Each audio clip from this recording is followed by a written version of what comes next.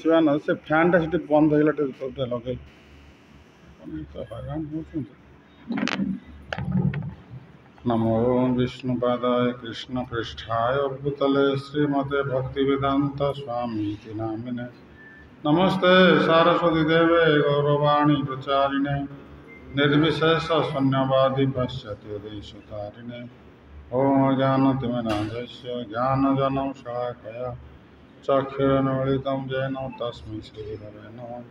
श्रीचैतन्यमनोभीष्टं स्थापितं येन भूतले स्वयं रूपकदा मह्यं ददाति स्वपदान्तिकं वन्देऽहं श्रीगुरु श्रीयुतपदकमलं श्रीगुरुं वैष्णवांश श्रीरूपं साग्रजात सहगण रघुनाथनियुतं तं सजीवं साद्वैतं सावधूतं परिजनसहितं श्रीकृष्णचैतन्यदेवं श्रीराधाकृष्णपदं सहगण ललिता श्रीविशाखान्वितं च हे कृष्ण करुणा सिंधु दीनबंधु जगत्पते गोपेश गोपिकाकांत श्री राधाकांत नमस्तुते तप्त कांचन गौरांगी श्री राधे वृंदावनेश्वरी वृषभानुसुते देवी प्रणमामि हरिप्रिये वाञ्छाकल्पतरुभ्यश्च कृपा सिन्धुभ्येव च पतितानां पावनेभ्यो वैष्णवेभ्यो नमो नमः। जय श्री कृष्ण चैतन्य प्रभु नित्यानंद श्री अद्वैत गदाधर शिवासादि श्री गौरभक्तवृंद हरे कृष्ण कृष्ण कृष्ण हरे हरे हरे राम राम राम हरे हरे हरे कृष्ण कृष्ण कृष्ण हरे हरे हरे राम राम राम हरे हरे हरे कृष्ण कृष्ण कृष्ण हरे हरे हरे राम राम राम हरे हरे। ओम नमो भगवते वासुदेवाय ओम नमो भगवते वासुदेवाय ओम नमो भगवते वासुदेवाय। नारायणं नमस्कृत्यं नरं चैव नरोत्तमं देवीं सरस्वतीं व्यासं ततो जयमुदीरयेत्। मूकं करोति वाचालं पङ्गुं लङ्घयते गिरिं यत्कृपास्तमं वन्दे श्रीगुरुदीनतारिणे श्रीपरमानन्दमाधव। हरे कृष्ण। आमर अंतरराष्ट्रीय कृष्ण भावनामृत संघ बुला शाखा तरफ आपण हार्दिक स्वागत। आज आम मैंने बहुत सुंदर श्लोक विषय आलोचना करवा जहाँकि समस्तंकर लाभ ये श्लोकटी हम। आम प्रथम श्लोकटी पाठ करवा। ये श्लोकटी पद्म पुराण आसचंती एथिरे भागवत महात्म्य विषय वर्णना कराई। आम आज से भागवत महात्म्य विषय गोटे सुंदर गपटी आम आलोचना करवा जहाँकि आमर पितृपुरुष लोकरे थिबा आमर पितृपुरुष मानकर भी मंगल हम। तेणु आम मैंने आज मंदिर जो आसूचे ताद्वारा आम केते लाभवान होचे आम यही श्लोक आज आम बुझीपर।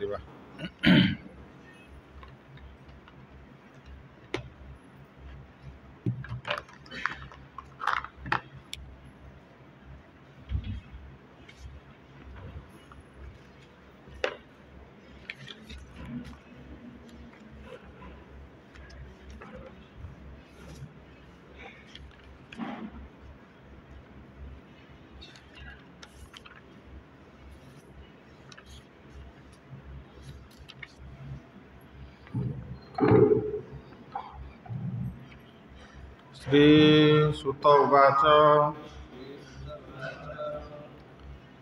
आख्यानमेतत् परमं पवित्रं श्रुतं सकृद् वै विदधेदघौघं श्राद्धे प्रयुक्तं पितृतृप्तिमावहे नित्यं सुपाठात् पुनः भवं वच। श्री सुत उवाच। समस्त मो सहित ये श्लोकटा उच्चारण करते। श्री सुत उवाच आख्यानमेतत् परमं पवित्रं श्रुतं सकृद्वै विदहेदघौघम् श्राद्धे प्रयुक्तं पितृतृप्तिमावहे नित्यं सुपाठात् पुनर्भवं च। समस्ते ध्यान करी शुणु अनुवादटा मु पढ़ुची। यही आख्यान अत्यंत पवित्र। यह थरे मात्र श्रवण कले मध्य समस्त पाप राशि भस्म हो जाए। जदि श्राद्ध समय रे यह पाठ करा जाए तेबे ताहा सुनी पितृगण तृप्त हुअन्ति एवं यह नित्य पाठ कले मोक्ष लाभ हुए। देखंतु ये श्लोकटा केते गुरुत्वपूर्ण श्लोक। ये श्लोकटी प्रथम ये श्लोक किए कही ना सांडिल्य मुनि ए श्लोकटी कही कुमार मान सनक आदि कुमार मान कही एवं सनक आदि कुमार मान को नारद मुनि को कही एवं सूत गोस्वामी ए कथाटा को नमिसारण सब मुनि मान कही। तेणु ये भाव में ये जो भागवत परंपरा आम मान पाक आसी तेणु बहुत सुंदर श्लोक। ये श्लोकटी आमर स्पेशल ये जो 15 दिन जो आमर पितृपक्ष चली पितृपक्ष पाईटा प्रযোज्य एवं आम मैंने जदि निज निज गृह जो दिन आम सब श्राद्ध करुवा जी जार जो दिन श्राद्ध रही से श्राद्ध दिवस आज जो आख्यानटी पाठ करी समस्ते मन रखिकी से श्राद्ध दिवस घरे पाठ करेंगे। किए भगवत गीतार 10म अध्याय पाठ करती 12 अध्याय माने भक्ति जोग श्लोक आवृत्ति करती सहित अनुवाद। किंतु ये जो स्पेशल ये जो आख्यानटी श्रीमद भागवत जो स्थान पाई महात्म्य पद्म पुराण वर्णित अच्छी एवं एथिरे भागवत महात्म्य विषय वर्णना करे। भागवतर केते महान गुण रही। तेणु ये कहुच्छे आउ थे मुझे पढ़ुची समस्त ध्यान सहकार शुणु। यही आख्यान अत्यंत पवित्र। आम जो आख्यान पाठ करवा एटा अत्यंत अति अत्यंत अति अतीतर आउ अतितम ये अतितम स्तर कथा ये। तेणु यह थरे मात्र श्रवण कले मध्य समस्त पाप राशि भस्म हो जाए। आगे यदि थरे मात्र कि यदि आख्यान श्रवण कर तार पाप राशि समस्त पाप राशि समूले ध्वंस हो माने पापर बोझ आम जो पापर बोझ जन्म जन्मांतर धरी जो आम पापर बोझ आम पाखे रही से पाप भोजर संपूर्ण भाव ध्वंस हो पाप ध्वंस हेल्ले आम कौन करवा सुंदर भाव पवित्र नाम जप कर। तो भगवान कहते जड़े भक्ति करें भक्ति प्रति आकृष्ट होनी तार कारण कौन तार जो अतीत पाप जो रही से करे दौना कारण जैसा तो अंतर्गत पापम जनाना पुण्य कर्मणा ते द्वंद्व मोह निर्मुक्ता भजन्ते माँ दृढ़वत। भगवान को ऊपर आम भरोसा आसुनी भगवान ऊपर कहीं भरोसा आसुनी जे आमर पाप थी आम भगवान को भरोसा करूँ तेणुक आम विनाश हो जाऊँगी। भगवान कहले संशय आत्मा विनाशति जे संशय कर तार विनाश हो। तेणु भगवान केवे कई डाउट करा उचित नुहे ये सब कार्य संशयर प्रश्न ना कारण आम जिते सब सिद्धांत आम पढ़ीचे सबुठारु सर्वोत्तम सिद्धांत होउछन किए शास्त्र सिद्धांत कारण विभिन्न प्रकार सब प्रमाण रही प्रमाण गोटे अनुमान प्रमाण अनुमान बेले बेले आम देखुचे आम जो माँ मैंने सब रोषे करुवे डाली तरकारी जो करुँच अनुमान कर पकाउं लुण चीनी अनुमान कर पकाउं तार हिसाब किसी ना से माप कर अनुमान कर पकाउं बेले बेले अनुमानटा ठीक हो तो बेले बेले अनुमान भूल भी हो जाऊँ अलणा हो ना लुणिया हो जाऊँ बेले बेले ठीक भी हो जाऊँ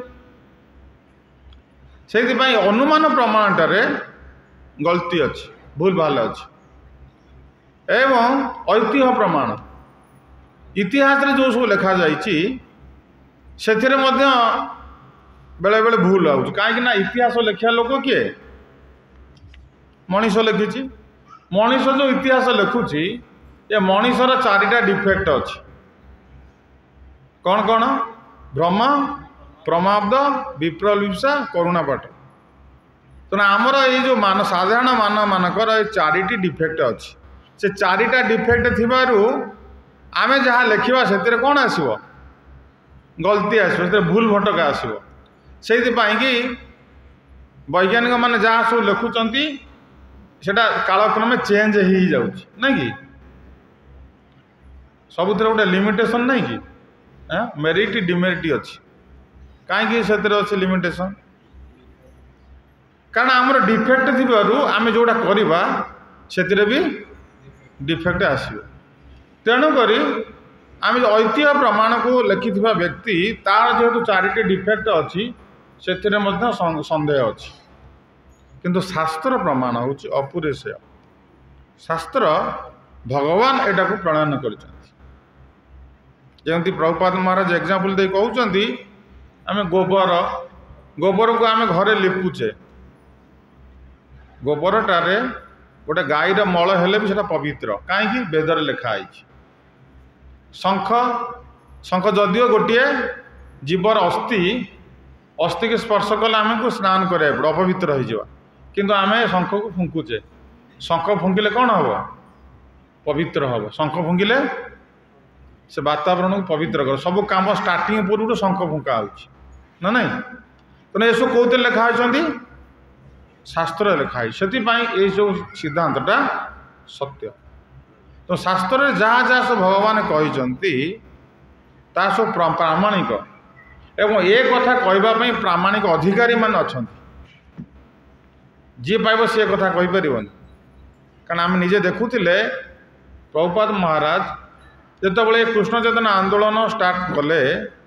से कहते भगवत गीतार केतोटी संस्करण थिला 600टी संस्करण थिला 600 संस्करण थिला लोक माने भगवत गीता पर कमेंट देइथिले एभली कमेंट 600 कमेंट देइथिले मध्य से भगवत गीता लोक मान पाखरे एते आदृत हो पार नथिला लोक माने से गीता को पढ़ी की बुझी पार नथिले जानी पार नथिले किंतु प्रभुपाद महाराज जेतले ता उपरे कमेंटरी देले से कोड कमेंटरी देले परंपरा से लिखे आज इट इज मुझे लिखी मो मन को लिखिनी एटा गुरु परंपरा मु प्राप्त हो लिखी से गोविंद भाष्य बलद विद्याभूषण कृत बोली लिखा हो भगवत गीतार तेणु प्रभुपाद महाराज ये भगवत गीता को जो कमेंटरी जो देले आज देखु केते लोक ये बस खाली आमर ये जगह तो ये लोक बस समग्र पृथ्वी आज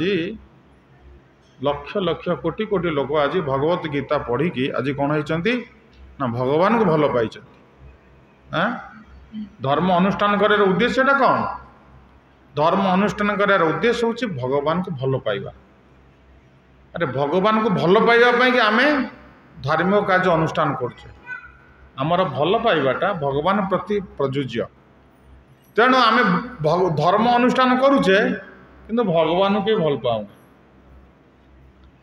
आमे कौन करुचे आमे धर्म अनुष्ठान करुचे किंतु भगवान भल पाऊ कौन धर्म देले आम अनुष्ठान कले आमे कहला ये गोटे छोटिया कि मंदिर करिया केते भक्त माने संगे संगे कौन कले ना किछि किछि दान कले भगवान पाए जहाँ गोटे मंदिर पुणी एवं किछि किछि आमर गोटे जमी किणार अच्छी भक्त मैंने सब श्रद्धार सहकार किछि किछि सब दान कर आर अर्थ कौन एमाने सब भक्ति रे अग्रगति करुछन भगवान प्रति भल पाइबाटा बढ़ी जाउछ कारण आमे भल पाइबाटा कृष्ण को भल पाइबा नले माया को भल पाइबा माया हूँ टेम्पोरारी कृष्ण होउचंती नित्य तेणु नित्य वस्तु को भल पाइबार काम पाई कि आमे भक्ति करुचे आम माया को भल पाइबार था आम भूल रास्त पलाऊे तार परिणाम स्वरूप आम कौन कौन जन्म मृत्यु चक्र आम घूरी बुलूचे कि जो दिन आम भगवान को भल पाइबा एवं भगवान को आड़ को आम धीरे धीरे धीरे धीरे अग्रगति करवा से आमर माया से आम कौन कर माया से बाट छाड़द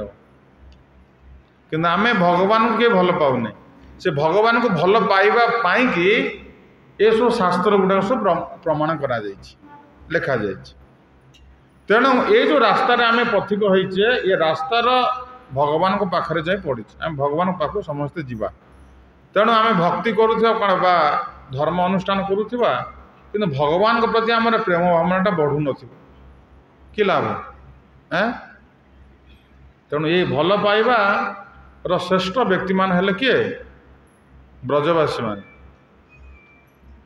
भगवान निज मुखरे कहते जे ब्रजवासी मान को नपार निरवध्य संजुजा ससाधु कृत्य विबुधाय स्वाप्य जमा भजन दुर्जय गेह श्रृंखल संवृषि तदु प्रतिजात साधुना ए साधु गोपी माने तुम मैंने मो पाई जो भली कार्य करिच मो सेवा करने कि तुम कौन कल दुर्जय गृह श्रृंखल को त्याग करके आस घर छाड़ी आसिकी मो पाखे मो पाई जो सेवा करने आसीच घर गृहर बंधन को त्याग करवा सबुठारु कष्ट बोली भगवान निजे कहते दुर्जय सबुठारु कष्टकर कामटा हूँ कौन ना गृहर श्रृंखल को काटिकी आसवा तो तुम मैंने से गृहर श्रृंखल को मोर सुख पाई काटिकी पलैल मो पाक कहीं मोर सेवा करने तेणु मुझे भी मत तो मानव शरीर मिली मत यदि ब्रह्मा का आयु काल मिले मुझे सेवा करी तथापि तुम ऋण मु मुक्त हो पारि भगवान निजे स्वीकार कर भगवान कहते मु तुम ऋण मुक्त हो पारि भगवान भक्त कहते हाँ से कहले अहम भक्त पराधीन मु मो भक्तर अधीन भगवान कहते से आम श्री गुरुदेवंकर जो आम वंदना करुचे से कहूचे कृष्ण से तमार कृष्ण दीते पार तमार शक्ति अच्छे माने तुमर कृष्ण को दबार अधिकार अच्छे कारण कृष्ण तुम द्वारा बशीभूत कृष्ण तुम द्वारा बशीभूत हो तुम्हें आमको कृष्ण दे पार जी कृष्ण को पाइने से कृष्ण को दब कौड़ू दे पार तो से शुद्ध भक्त माने तांकर सबू किछि जे दार गार पुत्र पान प्राणन भी तमें मोह पराऊँ से सबू किछि दार गार पुत्र प्राण निज प्राण मध्य बलि दे देइछन्ति का पाई भगवान कर सेवा पाई तेणुक भगवान कहते मु तुम अधीन तेणु से भली शुद्ध भक्त माने से माने यही शुद्ध परंपरा रे आसिकी शुद्ध भक्ति करिबारु आज से माने भगवान को अधीनस्थ कर देइछन्ति एवं भगवान निजे कहते मु तुमर अधीन एवं मु तुम ऋण मुक्त हो पारि देखो तेणु भगवान ये जो भक्ति धाराटा हूँ कौन से जो शास्त्र प्रमाण अनुसार आज ये जो शुद्ध परंपराटा चली तेणु आम मैंने समस्ते ये शास्त्र सिद्धांत को सदा सर्वदा गुरुत्व देवा उचित कारण भगवान निजे कहते जे शास्त्र कथा माने से कौन कर सिद्धि प्राप्त हो पार सुख पाइपर एवं मृत्यु पर परम गति लाभ कर जे शास्त्र को फॉलो करुच्ची ज शास्त्र विधि मृसृज्य वर्तते काम करत न स सिद्धि महापदे न सुखम न परांगति तेणु जो माने शास्त्र को मानुंट से माने ये तीनटा बेनिफिटेड हे जे शास्त्र को न मानी निज मन इच्छा काम कर से किसी भी लाभवान हो तेणुक शास्त्र सिद्धांत हूँ सर्वोत्तम सिद्धांत आपको स्वयं भगवान निजे प्रचलन कर व्यासदेव व्यासकृत ये जो श्लोकटी लिखिले किए व्यासदेव लिखिं तेणु यहाँ ऑर्डिनरी जिनस तेणु यही श्लोक आमको आज कौन उपदेश दौरान ना आम जो आख्यान आज पाठ करवा ये आख्यान अत्यंत पवित्र को थरे मात्र श्रवण कले समस्त पाप राशि ये कौन कर ना भस्मसात करद समस्त पाप जन्म जन्म जो पाप रही समूले ध्वंस करदेव आदि आपको श्राद्ध समय पाठ करा जाए बर्तमान तो पितृ पुरुषंकर प्रीत्यार्थे सब श्राद्ध चली जो मैंने चाहिए भी आज श्राद्ध पितृपुरुष को दे पारे आमर भगवान पाखे भोग उठी सारा पर आम आख्यान समस्त पाठ करवा जो मैंने चाहिए से मैंने जापारे भोग उठिला आम खाइबा पूर्वर जाकि पत्र रे पितृपुरुष पित्यार्थे भगवान को प्रसाद नेबे सूर्य नारायण को स्मरण करिकी बाहर रखी प्रणाम करेंगे। आज जो जे भी देइचंदी जो प्रसाद से भी तांकरी से उद्देश्य किंतु एबे जेहेतु ये जो श्राद्धटा कमन फॉर ऑल आम समस्त कमन यही तिथि समस्त पितृपुरुष को श्राद्ध दे पारे तेणु आम मैंने चाहे आज द्वादशी तिथि अच्छी बहुत पवित्र पुणी एटा चली पितृपुरुष प्रीत्यार्थे पितृपक्ष एवं से उद्देश्य आज संडे भी पड़ी तेणु आम ये आख्यान से आज पाठ करुचे आम पितृपुरुष मानक आम मंगल कर आम पितृ लोक मैंने ये जो श्रवण कर आज से आम समस्ते जो बसुचे एटा खाली जे आम निज जन वैष्णव हेले से केवल निजपाई काम करे ना से जो काम कर समस्त काम कर कि आम जन महाराज थिले स्वयं स्वयं महाराज से तले जाती सब प्रचार करने को नामहट्टे से बहुत सुंदर गोटे श्लोकटी पाठ करती आमर टे मन अच्छी आम कहबू जे देखु जड़े भगवान भक्त हेले से कहार कहार सब मंगल करुच्ची जड़े जिते भगवान भक्त हम मैंने सद्गुरु पाद आश्रय करी हरि भजन पथरे अग्रगति करिब से कहार कहार लाभ कर यही जो पयर वर्णना कराए कहुई कूलम पवित्रम जननी कुतार्थ कूलम पवित्र देखो जड़े जिते वैष्णव होची से प्रथम क्या पवित्र करुच्ची निजर कूल जो कूल से जन्म हम से कूल को से पवित्र से कूलम पवित्रम से कूलम पवित्रम जननी कुतार्था से तांकर जननी ता माँ को प्रथम से कुतार्था कर माँ जो गर्भरु से जन्म होती से माँ को से कौन करुच्ची धन्य कर दौची कारण से माँ से जगत जननी हो गले से पुत्र होचंती वैष्णव से वैष्णव देवता माने भी प्रणाम करियो देवता माने भी प्रणाम करियो देखिले आमे को क्षेत्र देखिले कथाटा आम कौन उड़े कहीदे कि ना कथाटा किसी उड़ा कि कहब जिते इंद्र कयाधु नहीं पलाऊले इंद्र जिते कयाधु को धरिकी नहीं पलाऊले बांधिकी नारद मुनि आसी पहुँच गले कहले इंद्र कौन करुच तुम्हें ना मु कयाधु नहीं जाऊँगी से गर्भवती अच्छा तो पति एते प्रभावशाली आमको एत हैरान करुँच एवं से तपस्या करुँच तार जो संतान जन्म हम ताकू मारिदेवी कयाधु मारिबिनी कयाधु छाड़देवी कि संतान को मारिदेवी से संतान आहरी भयंकर हम कारण बाप नंबर बेटा 10 नंबर आमको आ रखेदब तेणुक मुझे मारियापी नौची नारद कहले अरे जानिच ना गर्भरे किए अच्छा सी परम वैष्णव प्रहलाद महाराज गर्भरे अच्छा तेणुक से भूल करनी इंद्र तो देखले वैष्णव अच्छा इंद्र डरी गले संगे संगे हाथ जोड़िकी कौन कले कयाधु को प्रदक्षिण कले प्रणाम कले देखो से कि जो मैंने वैष्णव होती भगवान विष्णुकर भक्त होती एवं भगवान विष्णु सेवा निजको साक्रिफाइस करमती नुह जे आम दीक्षा नहीं गले आम वैष्णव हो ना भगवान विष्णु सेवार निजको नियोजित करा पड़ो विष्णु को संतुष्ट करा पड़ो विष्णु जमी आम कार्य खुशी होते देन से वैष्णव विष्णुकर जो प्रीति आम करवानी आम निज सुखपाई जो कम करुचे आम कह वैष्णव हो गला आम उद्धार हो जा ना सेटा हूँ आत्मतृप्ति निजर खुशी आम करुचे किंतु विष्णुकर खुशी जो मैंने काम करती से वास्तविक वैष्णव आज प्रभुपाद महाराज को पिलाट दिन बापा माँ चाहूले आम पुओ वैष्णव हो से प्रत्येक पितामाता से इच्छा प्रकाश करने दरकार आमर जो संतान जन्म हम से वैष्णव हवा दरकार कारण भगवान विष्णुकर से सेवक हवा दरकार जदि हम से समस्त मंगल कर सॉफ्टवेयर इंजीनियर हेले से कहार मंगल कर से काहारी मंगल करिपारिबन।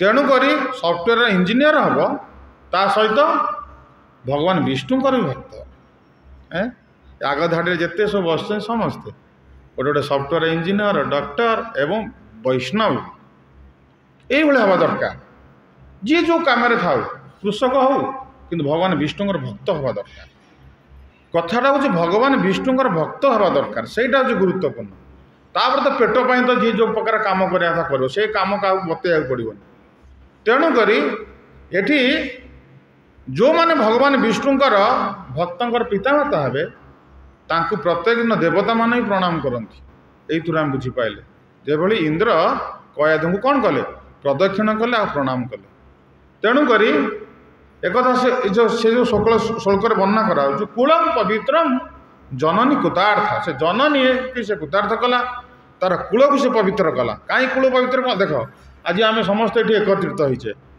आज ये आख्यान शुणा आमर कूल जो माने मुक्त हो पारि नाहांती पापवशत पितृलोक निवास करुछंती सेमानकु आज आम उद्धार करि आम जो श्रवण करुचे भगवान को तांको आज प्रेयर करवा ये जो आख्यान पर तापर तांकर उद्देश्य रे भगवान राम को प्रसाद ऑफरिंग करिया से निश्चय उद्धार हे कना एटा शास्त्र सम्मत एटा हम मनमानी कथा किछि कुआ जाउन सेहितपा केते गुरुत्वपूर्ण जो माने आज क्लास मिस करछंती वास्तव से बहुत बड़ भूल करछंती माने बहुत बड़ लॉस तांकर रहिछि सेटा बुझिया पड़े तापर कहउछंती वसुंधरा च बसती च धन्या वसुंधरा बसती से जो जगार जन्म होइछि तार माँ माटी एवं पृथ्वी को से धन्य कर दउछि तार गाँ को पवित्र करुच्ची गाँ माटी को तो संगे संगे ये पृथ्वी को मध्य से पवित्र करुच्ची वसुंधरा च बसती च धन्या स्वर्गे स्थिता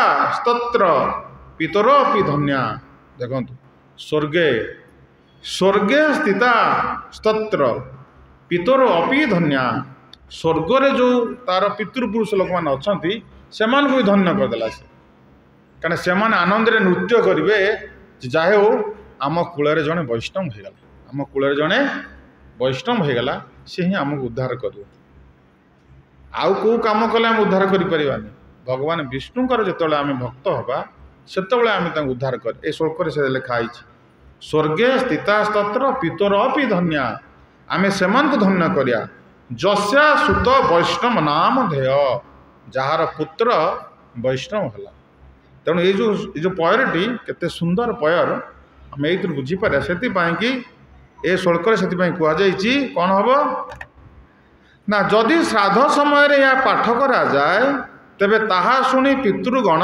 तृप्त हुंती पितृलोक माने तृप्ति होजिबे एवं यह नित्य पाठ कले मोक्ष मिल ता मुक्ति पथरे से पथिक हो तेणु से आख्यानटी आज आम ये आलोचना करवा केते सुंदर एते सब रही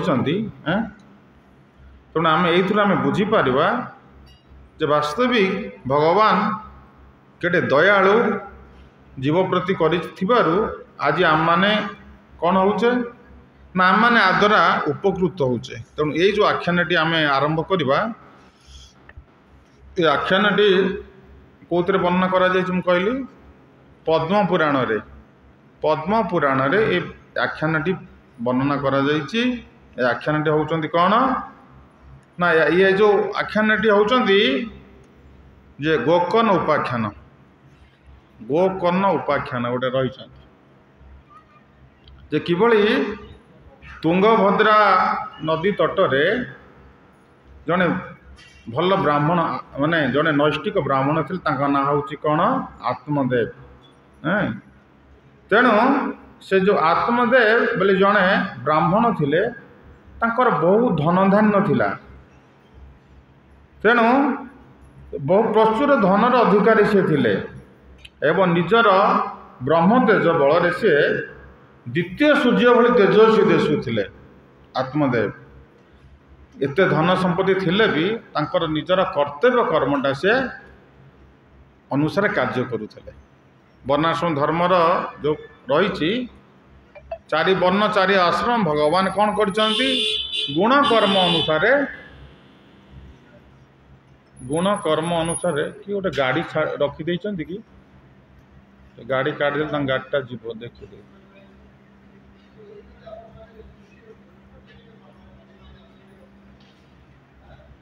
आशीष टे कहीद पार्किंग जगह पार्किंग करेंगे जे गाड़ी आणुंट आम पार्किंग जगह पार्किंग कर रास्ता बंद कले अन्य गाड़ी मटर जाऊँगी तो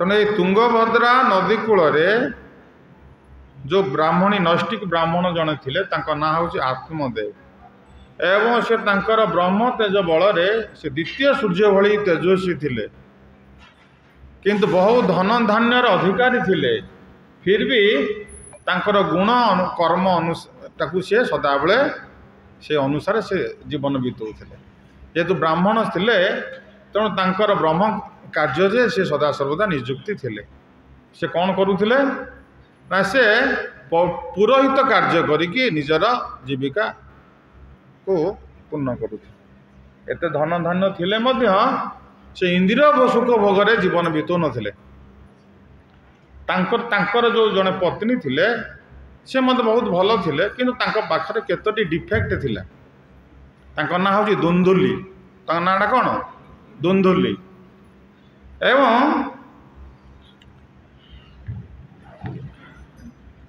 तांकर धर्मपत्नी थिला दुंदुली कुलीना और सुंदरी थिले किंतु से थिले बड़ जिदखोर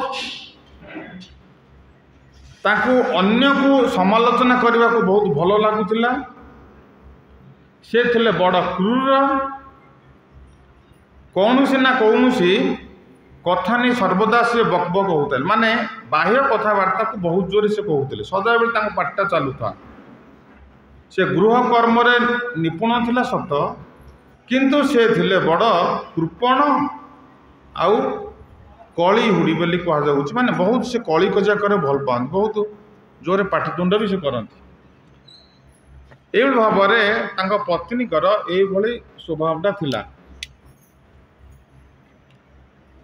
किंतु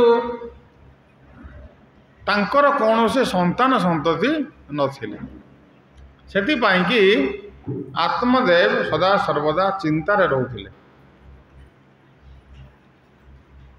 तेणु दिनकर घटना आत्मदेव मन दुखरे से कहले मु जाऊँ जंगल को जीवी शरीर को त्याग करदे जेहेतु मोर कौन संतान संतति नाहंती से दुखरे से म्रियमाण होइकी से कौन कले ना जंगल को पड़े बहुत जंगल भितर गले गोटे पोखरी थिला जेहेतु चाली चाली बहुत थकी जाइथिले से जाए टिके जलाशय टिके जलपान करने समय रे से जड़े सन्यासी को देखुंत बहुत तेजस्वी सन्यासी को देखुंत एवं से जो आत्महत्या करने को प्रयास करुँच से सन्यासी से बारण करुँच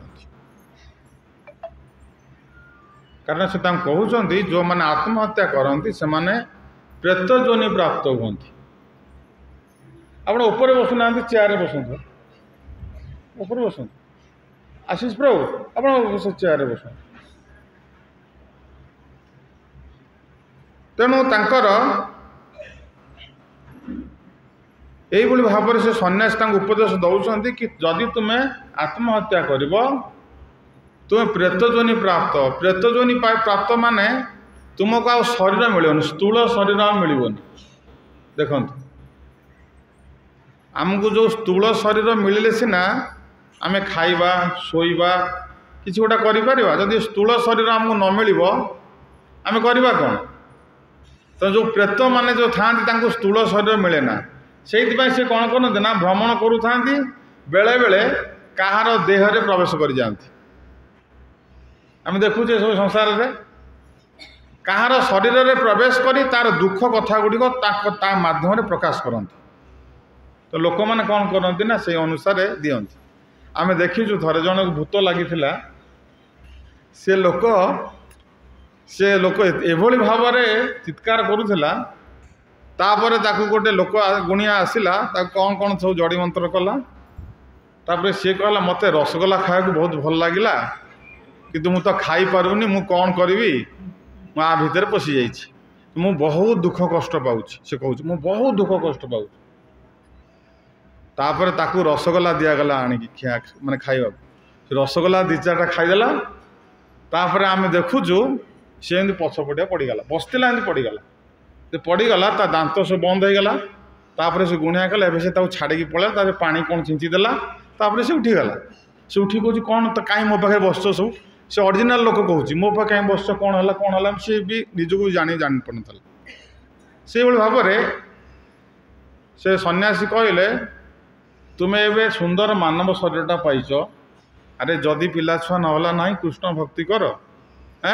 ଚିତ୍ରକେତୁ ଭଳିଆ ଲୋକ ଏତେ ପୁଅ ପାଇଁ ଏତେ କାନ୍ଦିଲା।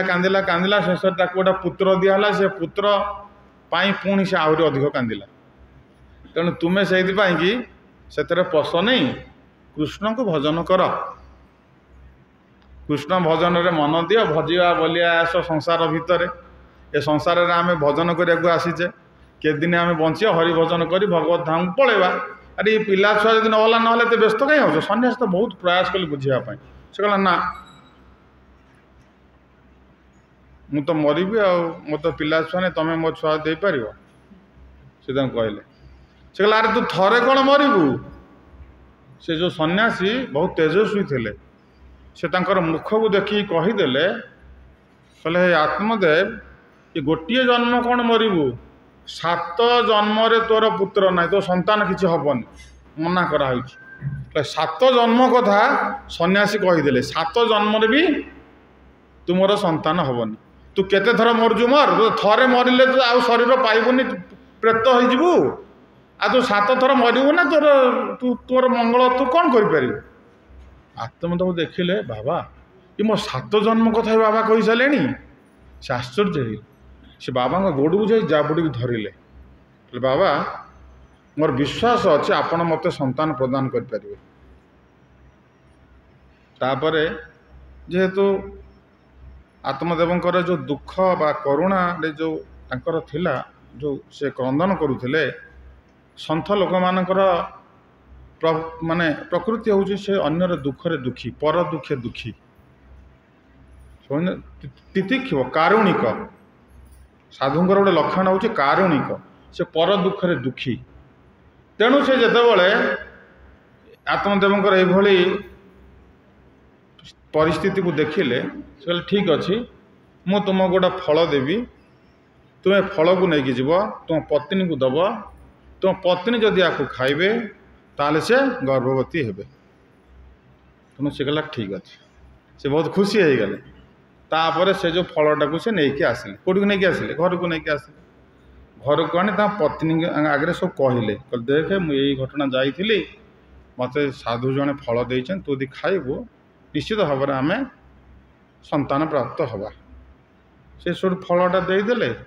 ତାପରେ ତାଙ୍କର କର୍ମକାଣ୍ଡ ଯଜ୍ଞ ସବୁ କରୁଥିଲେ ନା, ଏ ଯଜ୍ଞ କରିବାକୁ କୁଆଡ଼େ ପଳେଇଲେ। ବହୁତ ଦିନ ହେଲା କୁଆଡ଼େ ପଳେଇବେ, ତାଙ୍କର ବେଶୀ ସମୟ ଘରେ ଉପସ୍ଥିତ ରହନ୍ତିନି। ଏଠି ଗାଁରେ ଯଜ୍ଞ, ସେଠି ଯଜ୍ଞ, କାହାର ଶ୍ରାଦ୍ଧ, କ'ଣ ଯଜମାନ ତ ସବୁ କାମରେ ବ୍ୟସ୍ତ, ସବୁ ଏସବୁ କାମ ଗୁଡ଼ା କରୁଛନ୍ତି। ସେ ବୁଲିଲେ। କିନ୍ତୁ ଘରେ ଯେଉଁ ଫଳଟା ଦେଲେ, ତାଙ୍କର ପତ୍ନୀଙ୍କ ନାମ କ'ଣ କହିଥିଲି? ଦୁନ୍ଦୁଲି। ଦୁନ୍ଦୁଲି ବଡ଼ ଚିନ୍ତାରେ ପଡ଼ିଗଲା। କହିଲା ମୋର ତ ଜାଣି ସନ୍ତାନ ନଥିଲା, ଏ ବର୍ତ୍ତମାନ ଫଳଟା ଆଣିକି ଦେଲାଣି, ମୁଁ ଆକୁ ଖାଇବି, ମୁଁ ଖାଇଲେ କ'ଣ ହେବ ନା ଗର୍ଭରେ ସନ୍ତାନ ଧରିବି। କେତେ ଯେ କଷ୍ଟ ମୁଁ ଦେଖୁଛି ଅନ୍ୟ ଲୋକମାନଙ୍କୁ, ଗର୍ଭରେ ସନ୍ତାନ ଧରିଲେ କେତେ କଷ୍ଟ। ତେଣୁ ମୋର ଦେହରେ ମୁଁ ଏତେ କଷ୍ଟ ପାଇବି ନା, ମୁଁ ସନ୍ତାନ ମୋର ପଛେ ଦରକାର ନାହିଁ, ମୁଁ କିନ୍ତୁ ଛୁଆ ଜନ୍ମ କରିବିନି କି ଏ ଫଳ ଖାଇବି। ତେଣୁ ଦୁନ୍ଦୁଲି ମନରେ ଏଇ କଥା ଖାଲି ଆସିଲା। ଆମେ ତ ପଢ଼ିଛେ, ସେ କୋଉଭଳିଆ ଜିଦିଖୋର, ପର ଚର୍ଚ୍ଚା କରିବ, ପାଟି ଜୋରରେ ଚିଲେଇବ, ଘରେ ଚିତ୍କାର ଛାଡ଼ିବ ଖାଲି ଘରେ, ଏଇଭଳିଆ ପ୍ରକୃତିର ତାଙ୍କର ଟିକେ ଥିଲା। ତେଣୁ ସେ ମନେ ଭାବିଲା ନା ମୁଁ ଏଇଟା କରିବିନି। ଆଉ ମୋର ଯେତେବେଳେ ଗର୍ଭରେ ସେ ପୁଣି କ'ଣ କୁହାହେଉଥିଲା, ସେ ବହୁତ କୃପଣ ବି, ବହୁତ ଧନ ଅଛି କିନ୍ତୁ ବହୁତ କୃପଣ। ସେ କଥା ଚିନ୍ତା କଲା, ମୁଁ ଯେତେବେଳେ ଗର୍ଭରେ ଥିବି, ମୋର ଜନ୍ମ କରିବାର ସମୟ ଆସିଛି, ମୁଁ ତ କୁଆଡ଼େ ଯିବା ଆସିବା କରିପାରିବିନି। ଏ ଆମ ସାହି ପଡ଼ିଶା ଲୋକ ଆସିବେ, ମୋ ଘରେ ପଶି ମୋ ଧନ ସବୁ ନେଇ ପଳେଇବେ, କାରଣ ମୋ ପତି ତ ମୋ ଘରେ ରହୁନାହାନ୍ତି। ଦେଖନ୍ତୁ ତାର କେଉଁ ଚିନ୍ତା। तेणुक सी फाइनाल कला ना मुझे फल खाइबिनी। से समय तांकर गोटे ये भी थिला कि ना तार जो गोटे सेविका थिला ता घरे से सेविका भी कहला सेविका कहला मु कौन करी सेविका ताकू कहीदेला मंथरा जमी कहीदेलानी से कहला हाँ हाँ तुम जहाँ कह पूरा ठीक कथा। तापर तार सान भौणी घर को आसला कार दुंदुलीर सान भौणी घर को आसला सी सेतबले गर्भवती होते। तेणुक दुंदुली तांकू कहला देखे तू तो गरीब तो पाखे धन संपत्ति किसी ना मो स्वामी तो कुआड़े जीवे जे सी वर्षे 2 वर्ष पर भी घर को आसुना तेणु मत फलटा दे जाइछंती से कहले तू आकू खाई गर्भवती हम आमर छुआटी हम निश्चित भाव साधु देते। तेणु गोटे काम कर मु तते ना पैसा देदेवी से कहले मु तते पैसा देदेवी मो स्वामी को जान से घर को आसले सीना जान तो छुआ ना मो छुआ तोर जो छुआ जन्म हम तू आनी मत देदेबू मत देदु मो घरे आसिक मत साहाଯ୍य करने पलि आसबू तू तो ताकू पालू तो छुआ को तू पालू कि मुझे कहबी जे ये छुआटा हूँ मोर। तेणु यही भाव में से विचार कला विचार करिकी ता जो फलटा थिला से जो फल देइथिला ता स्वामी ताकू रखी घरे ता नष्ट पकौनी पड़े रखी किंतु खाऊनी भय तापर कहला ये जो फलटा को जा से गाई कारण गाईर भी छुआ होना माने घर एमती थिला आत्मदेवर मन दुख हबार कारण थिला जे देख मोर तो छुआ होनी मो घरे गाई जो आणिकी किणिकी आणिकी रखुची गाई से गाई भी प्रसव करना छुआ जन्म करना ताने मो घर कौन एमती गोटे आम सब पाप करूँ जे ये घरे कौन संतान भी आसुना देख। तेणु से कहला हे से गाई तो छुआ जन्म करनी से गाईटा देदे गोटे आनी फल सत्य हम कि ना गोटे देदे गाई की से गाई की से फलटा को देदे तो गाई की फल देदेला से जो फल तो सन्यास देते ना अक्षय फल से तेणु गाईटा गर्भवती है एवं आ भौणी गर्भवती अच्छी तेणु कालक्रमे गाई भी जन्म करुच्ची ता भौणी भी छुआ जन्म करुच्ची तेणु जो छुआटी तार है ता ना देदेले दुंदुकारी कौन देदेले ये हूँ दुंदुली ता माँ तेणु दुंदुली ता छुआ ना देदेला दुंदुकारी है ना तेणु दुंदुकारी को से पालन लालन कले कारण सी तार भौणी की डाकी देछि आउ ये तार स्वामी को माने कहूची माने ता स्वामी मझिरे आसीथिले तापर पुणी आसबे दिने 2 दिन रही पुणी पलांती एम तांकर होची कथा। तेणु ये फलटा दे पलैंती ये आसला बेलू दुंदुकारी कौन कर जो ता भौणी की डाकिकी आनी से कहला अरे भौणी कहीं तो घर आसी ना मु पूरा छुआटा जन्म कली मोर क्षीर होनी छुआ खाइब कौन तेणुक मुझे आनी पाखे रखी सी भी मो छुआ को पालन लालन कर कारण सी तार माँ सी ताकू क्षीर दौर ये तो छुआ जन्म करनी आर क्षीर आसो कौन तेणु ये भाव में दुंदुली तार जो सान भौणी पाखे रखी छुआटा पालन लालन कला। आ ये जो छुआ कि एते छोट दिन एते दुष्ट मतलब वर्णना करा जाई परिबो माने गोटे रियल कथा मु जने बाकू जाइथिली से जने डॉक्टर थिले डॉक्टर से मो सहित बहुत पूर्व परिचित विवाह पूर्व से माने तांकर मोर संपर्क तापर से विवाह पर ये होती तांकर माताजी किसी जो ये स्पाइनाल कॉर्ड कि प्रॉब्लम आसला तो डॉक्टर कहला तुम्हें आउ गर्भवती हो पार यदि गर्भवती बहुत समस्या हो जीवन सारा बेड्रे शोब तुम्हें छुआ जन्म कर सी सब कहले ठीक अच्छे से समय से जो पिलार भौणी गोटे छुआ प्रसव कर मरीगला जब छुआ प्रसव कर मरीगला से समय फास्ट छुआटी तार ता भिणे कौन कला इमिडिएट से आंकु कहला जे मु आउ थे सेकेंड मैरेज करी ये छुआ मोर दरकार नहीं से छुआटा को देदेला तेणु बड़ दुखरे पड़गले आंकर भी डॉक्टर मना कर छुआ पिला तुम करनी तेणु से जो पिलाटी को आनी घरे पाला ये हूँ डाक्तर କିନ୍ତୁ ଭଉଣୀ ଯାହାକୁ ବିବାହ ଦେଇଥିଲେ ସେ ଏତେ ପାଠଶାଠ ପଢ଼ିନାହାନ୍ତି।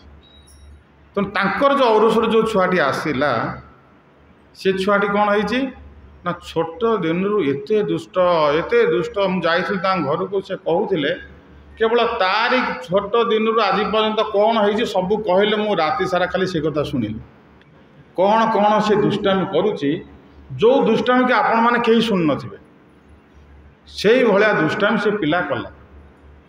ସେ ତାକୁ ଧୀରେ ଧୀରେ ବଢ଼ୁଛି, ବିଭିନ୍ନ ପ୍ରକାର ଛୁଆଙ୍କ ସାଥିରେ ଖେଳିବ, ଛୁଆଙ୍କୁ ପେଳିଦେବ। ଘରେ କ'ଣ କରିବ ନା ଦିଆସିଲି ଲଗେଇଦେବ, ଯେଉଁ ସ୍କ୍ରିନ୍ରେ ନା ଦିଆସିଲି କାଠି ଲଗେଇଦେବ, ସେ ସ୍କ୍ରିନ୍ ସବୁ ଜଳିବ। ତା ମା' ପୁରା ଚିନ୍ତାରେ ପଡ଼ିଗଲା। କିନ୍ତୁ ପ୍ରଥମରୁ ବହୁତ ଯତ୍ନ ତାର କଲା, ମାନେ ସେ ଛୁଆ କିଏ ଯେଉଁ ଡାକ୍ତରଙ୍କ ପତ୍ନୀ ତାକୁ ତ ନେଇ ଆସିଲେ, ତା ମା' ତ ମରିଯାଇଛି, ପାଳନ ଲାଳନ କଲେ, କିନ୍ତୁ ଏମିତି ଖାଲି ଗଲା। ଆଉ ତାଙ୍କର ସୋଫା ଗୁଡ଼ା ମୁଁ ବସିଥିଲି ଦେଖିଲି, କହିଲେ ସୋଫା ଗୁଡ଼ା କ'ଣ କଟା ହେଇଛି ନା ସେଇ ଛୁଆ ବା ବ୍ଲେଡ଼୍ରେ କାଟିଛି। ସେ ସୋଫା ଗୁଡ଼ା ସବୁ ବ୍ଲେଡ଼୍ କାଟିଛି। ତାକୁ ସେଠୁ ଇଂଲିଶ ମିଡ଼ିୟମରେ ତାକୁ ପାଠ ପଢ଼ାଇଲେ, ଏ ଡକ୍ଟର ନା ତାଙ୍କ ଛୁଆକୁ ଇଂଲିଶ ମିଡ଼ିୟମରେ ପଢ଼ାଇଲା। ସେ ଛୁଆ ସ୍କୁଲକୁ ପଳାଇବ, କ୍ଲାସ୍ ଆରମ୍ଭ ହେଲା ବେଳକୁ କ'ଣ କରିବ ନା ଗଳିକି ପଳାଇବ ପଦାକୁ, କୁଆଡ଼େ ଯାଇ ବୁଲିବ ଆଉ କ୍ଲାସ୍ ଆଟେଣ୍ଡ କରିନଥିବ।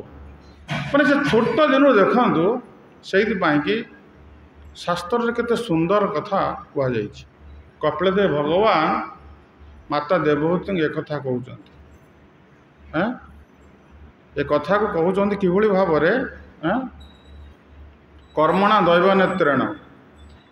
ଗୋଟେ ଶ୍ଲୋକଟେ ଅଛି, ସମସ୍ତେ ଜାଣିଛନ୍ତି ନା? ଭଗବାନ କହୁଛନ୍ତି ଜୀବ କେମିତି ସୃଷ୍ଟି ହୁଏ, କେମିତି ଆସେ ଆମ ଗର୍ଭକୁ, ତାର କର୍ମ ଅନୁସାରେ ତାକୁ ଗୋଟେ ଶରୀର ମିଳିବ।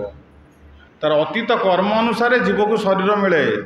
ଆଉ ସେ କେଉଁ ଶରୀରରେ ପ୍ରବେଶ କରିବ, ସେ ଅତୀତ କର୍ମ ଅନୁସାରେ ତାକୁ ସେଇଭଳି ପିତାମାତାଙ୍କୁ ଆଶ୍ରୟ ଦେଇ ସେ ଆସିବ। ସେ ବାଘ ହେବ କି ସାପ ହେବ କି ହାତୀ ହେବ କି ମଣିଷ ହେବ, ତାର ପାଷ୍ଟ କର୍ମ ଅନୁସାରେ, କର୍ମଣା ଦୈବନେତ୍ରେଣ ବୋଲି କୁହାଯାଉଛି। ତେଣୁ ଏଇଟା ସେଇ ଅନୁସାରେ ତାକୁ ଗୋଟେ ଶରୀର ମିଳିବ ଜୀବକୁ। ତେଣୁକରି ସେ ଯେଉଁ ଡାକ୍ତରଙ୍କ ପିଲା ସେ ଟିକେ ଦେଲେ ବଢ଼ିଲା, ବଢ଼ି ଯେତେବେଳେ 1, 2 ଯେତେବେଳେ ହେଲା, ସେ କହୁଛି ମା' ମୁଁ ଇଂଲିଶ ମିଡ଼ିୟମରେ ପଢ଼ିବିନି, ସେ ମନା କରୁଛି। ତାକୁ ସେଠୁ ଓଡ଼ିଆ ମିଡ଼ିୟମରେ ଆଣି ପଢ଼େଇଲେ, ସରସ୍ୱତୀ ଶିଶୁ ମନ୍ଦିରରେ ପଢ଼େଇଲେ। ତ ସରସ୍ୱତୀ ଶିଶୁ ମନ୍ଦିର ଯେତେବେଳେ ପଢ଼େଇଥିଲେ, ସେତେବେଳକୁ 2 ବର୍ଷ 3 ବର୍ଷ ଯାଇଛି, କିନ୍ତୁ ସ୍କୁଲରେ ବେଶୀ ସମୟ ସେ ରହେନା। କ୍ଲାସ୍ ହେଲା ବେଳକୁ ସେ କୁଆଡ଼େ ପଳାଇଥିବ, ପଛପଟେ କୁଆଡ଼େ ବୁଲୁଥିବ। ଏମିତି ତାଙ୍କୁ ସଦାବେଳେ କମ୍ପ୍ଲେନ୍ ଆସିଲା, କ'ଣ କରିବେ, ଭଉଣୀର ଛୁଆକୁ ଆଣିକି ପାଳନ ଲାଳନ କରୁଛନ୍ତି। କିନ୍ତୁ କିଛି ଦିନ ପରେ ସେ ତା ମାଆକୁ ଆସି ଦିନେ ତା ଦୁଃଖ ସୁଖ ସବୁ କହୁଛି, ମା' ମୁଁ ଭାବୁଛି ଆଉ ନ ପାଠ ପଢ଼ି ଗୋଟେ ପାନ ଦୋକାନ କରିବି।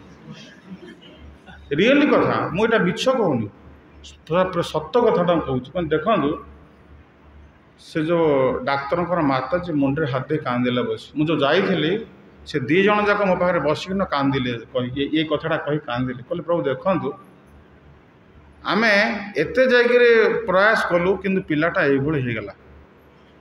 ଆଜି ପର୍ଯ୍ୟନ୍ତ ବି ସବୁ ପ୍ରକାର ଦୁଷ୍ଟାମି କରୁଛି, ଘରେ ଭଙ୍ଗା ଭଙ୍ଗି ସବୁ କରୁଛି, ସେ ନିଆଁ ଲଗାଇ ଦେଉଛି ଘରେ। ଚିନ୍ତା କରନ୍ତୁ ପ୍ରାରବ୍ଧ କର୍ମଟା କେଉଁ ଭଳିଆ। ଆଜିକାଲି ପିଲାମାନେ ଯେଉଁ ସବୁ ଆଡପ୍ଟ କରୁଛନ୍ତି ପିଲା ଗୁଡ଼ାକ, ସେଇଥିପାଇଁ କି ଦେଖି ଚାହିଁକି ମାନେ କରିବା ଦରକାର। ଯଦି ନ ଦେଖିବେ ସମସ୍ୟା, ସେ ଛୁଆ ହିଁ ଆମର ସବୁ କିଛି ବଦନାମ କରିବ। ତେଣୁ ବାଧ୍ୟ ହୋଇକି ଡାକ୍ତର ଆଉ ତାଙ୍କ ପତ୍ନୀ ପ୍ଲାନ୍ କଲେ, ଯାହା ହେଲେ ବି ଆମକୁ ଗୋଟେ ସନ୍ତାନ ଜନ୍ମ କରିବାକୁ ପଡ଼ିବ। ସେ ପ୍ଲାନିଂ କଲେ, ଆଉ ତାଙ୍କର ଗୋଟେ ପୁତ୍ର ହେଲା।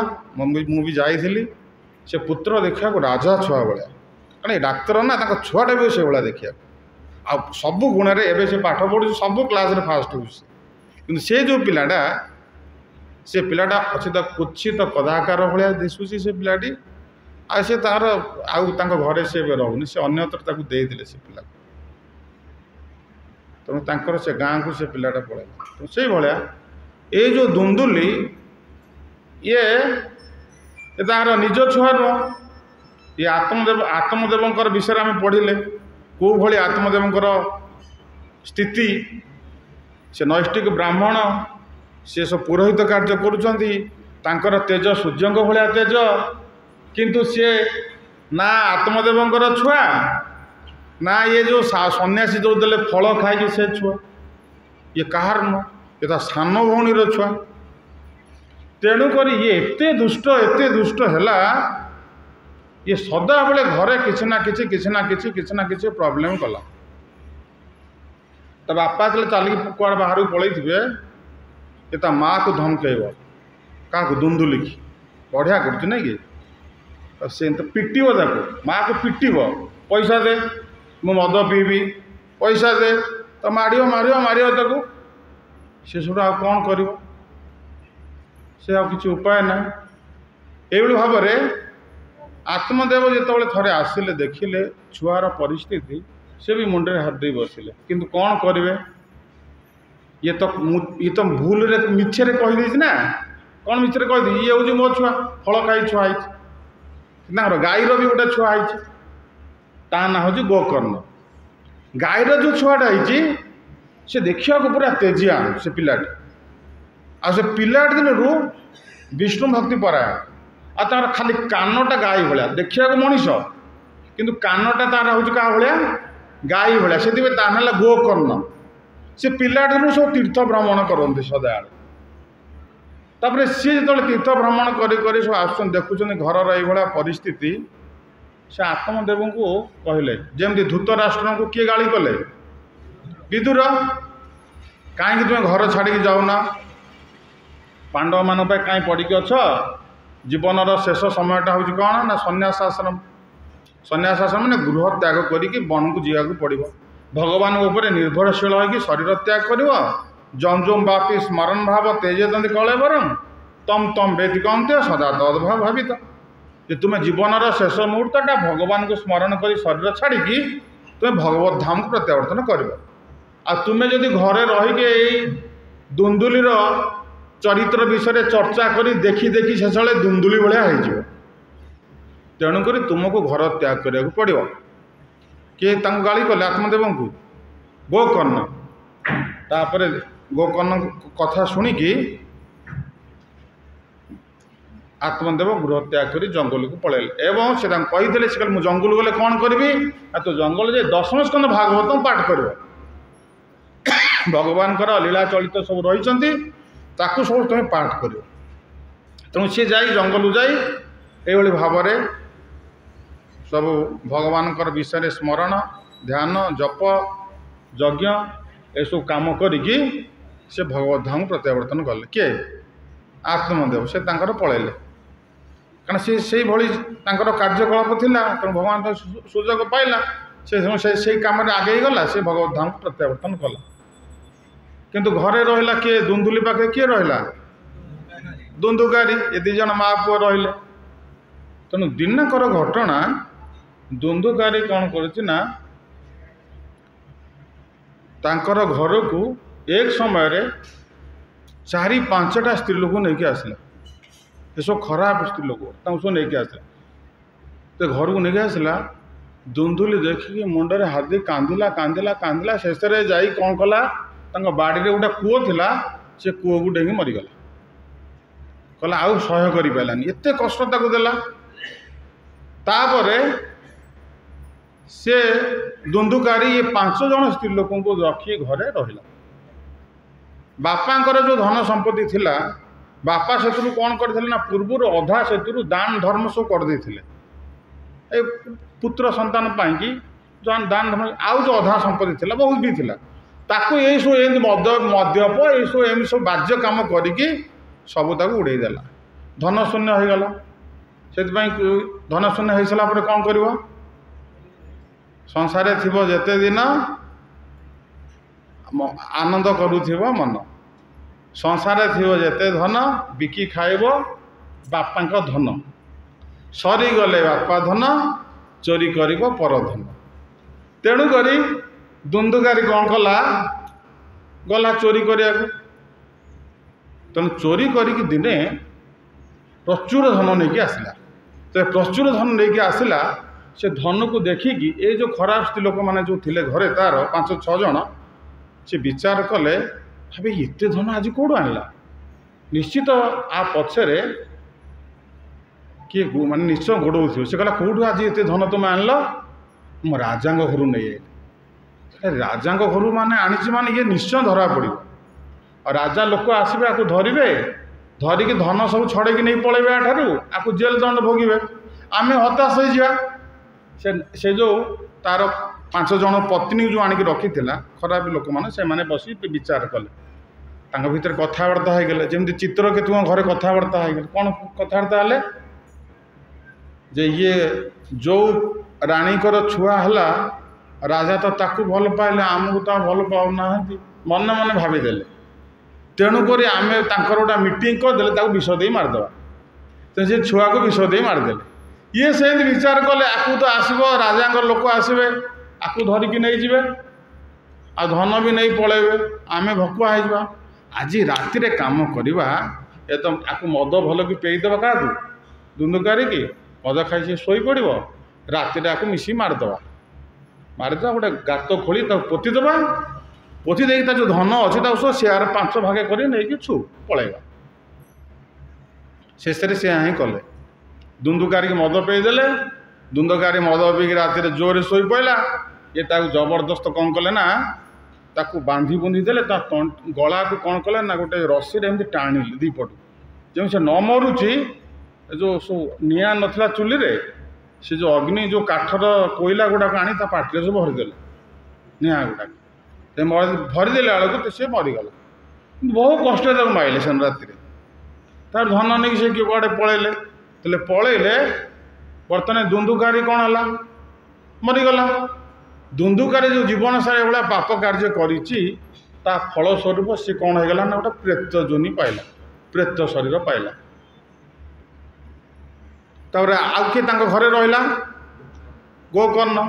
ଗୋକର୍ଣ୍ଣ ସଦାବେଳେ ତୀର୍ଥ ଭ୍ରମଣ କରନ୍ତି। ତୀର୍ଥ ଭ୍ରମଣ କରି ଗୋକର୍ଣ୍ଣ ଦିନେ ଘରକୁ ଆସିଥିଲେ। ହେଲେ ଗୋକର୍ଣ୍ଣ ଦିନେ ଘରକୁ ଆସିଛନ୍ତି, ରାତିରେ ଶୋଇଛନ୍ତି। ଗାଁ ଲୋକ ସବୁ ବିଭିନ୍ନ ପ୍ରକାର କଥା ସବୁ ତାଙ୍କୁ କହିଲେ ଗୋକର୍ଣ୍ଣଙ୍କ ଆଗରେ। ଗୋକର୍ଣ୍ଣ ସବୁ କଥା ଶୁଣିଲେ। ରାତିରେ ଶୋଇଛନ୍ତି, ତାଙ୍କ ବାରଣ୍ଡାରେ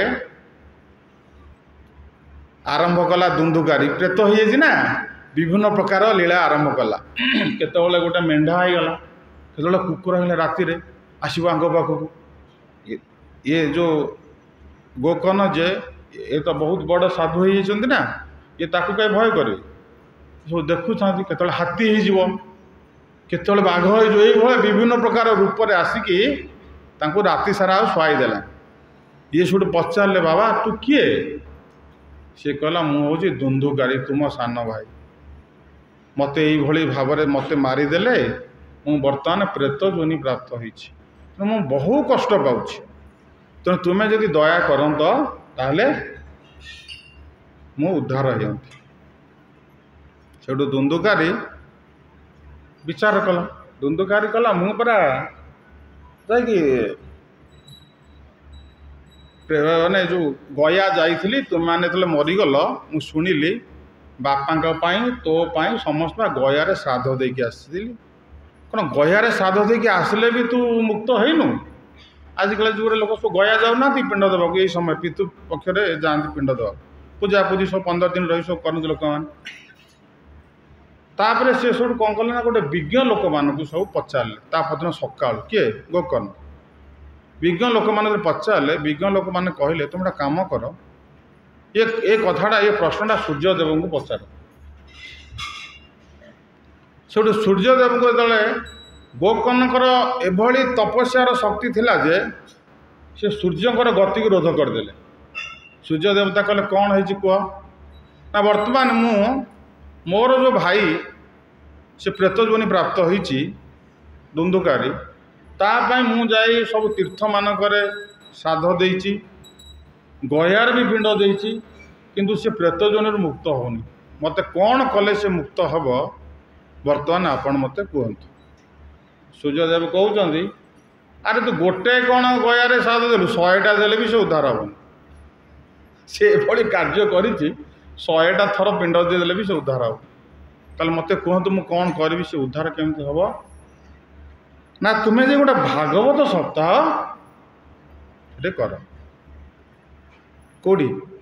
ତୁମର ସେ ଯେଉଁ ଘରକୁ ଯାଅ, ଘରେ ଯେ ବସି ଭାଗବତ ସପ୍ତାହ ଗୋଟେ କର। କାରଣ ଗୋକର୍ଣ୍ଣ ତ ସେ ପୁରା ବହୁତ ଇଏ ଥିଲେ ନା ଏସବୁ କାର୍ଯ୍ୟରେ, ଗୋକର୍ଣ୍ଣ ସେଠୁ ଭାଗବତ ସପ୍ତାହ ବ୍ୟବସ୍ଥା କଲେ। ସେତେ ଭାଗବତ ସପ୍ତାହ ବ୍ୟବସ୍ଥା ଆରେଞ୍ଜ କଲେ। ସେତେବେଳେ ସେ ଦୁନ୍ଦୁକାରୀ ଆସି କ'ଣ କଲେ, ତାର ତ ଶରୀର ନାହିଁ ନା, ପ୍ରେତ ଯୋନି ପାଇଛି। ସେ ଗୋଟେ ବାଉଁଶ ଥିଲା, 7ଟା ଗଣ୍ଠି ଥିଲା। ସେ ଗୋଟେ ବାଉଁଶରେ ସେ ପଶିଲା। ବାଉଁଶରେ ପଶିକି ତା ଭିତରେ ରହିଲା। ତାପରେ ଭାଗବତ କଥା ସବୁ ଚାଲିଲା। ତାଙ୍କ ଗାଁରେ ଗୋଟେ ଆରେଞ୍ଜ ହେଇଥିଲା। ଗାଁରେ ତ ଗାଁ ଲୋକମାନେ ଗୋଟେ ଭାଗବତ କଥା ଗୋଟେ ଆରେଞ୍ଜ କଲେ। ତେଣୁ ଭାଗବତ କଥା ଚାଲିଲା। ଗାଁ ଲୋକ ବସିକି ସବୁ ମାନେ ଶୁଣିଲେ।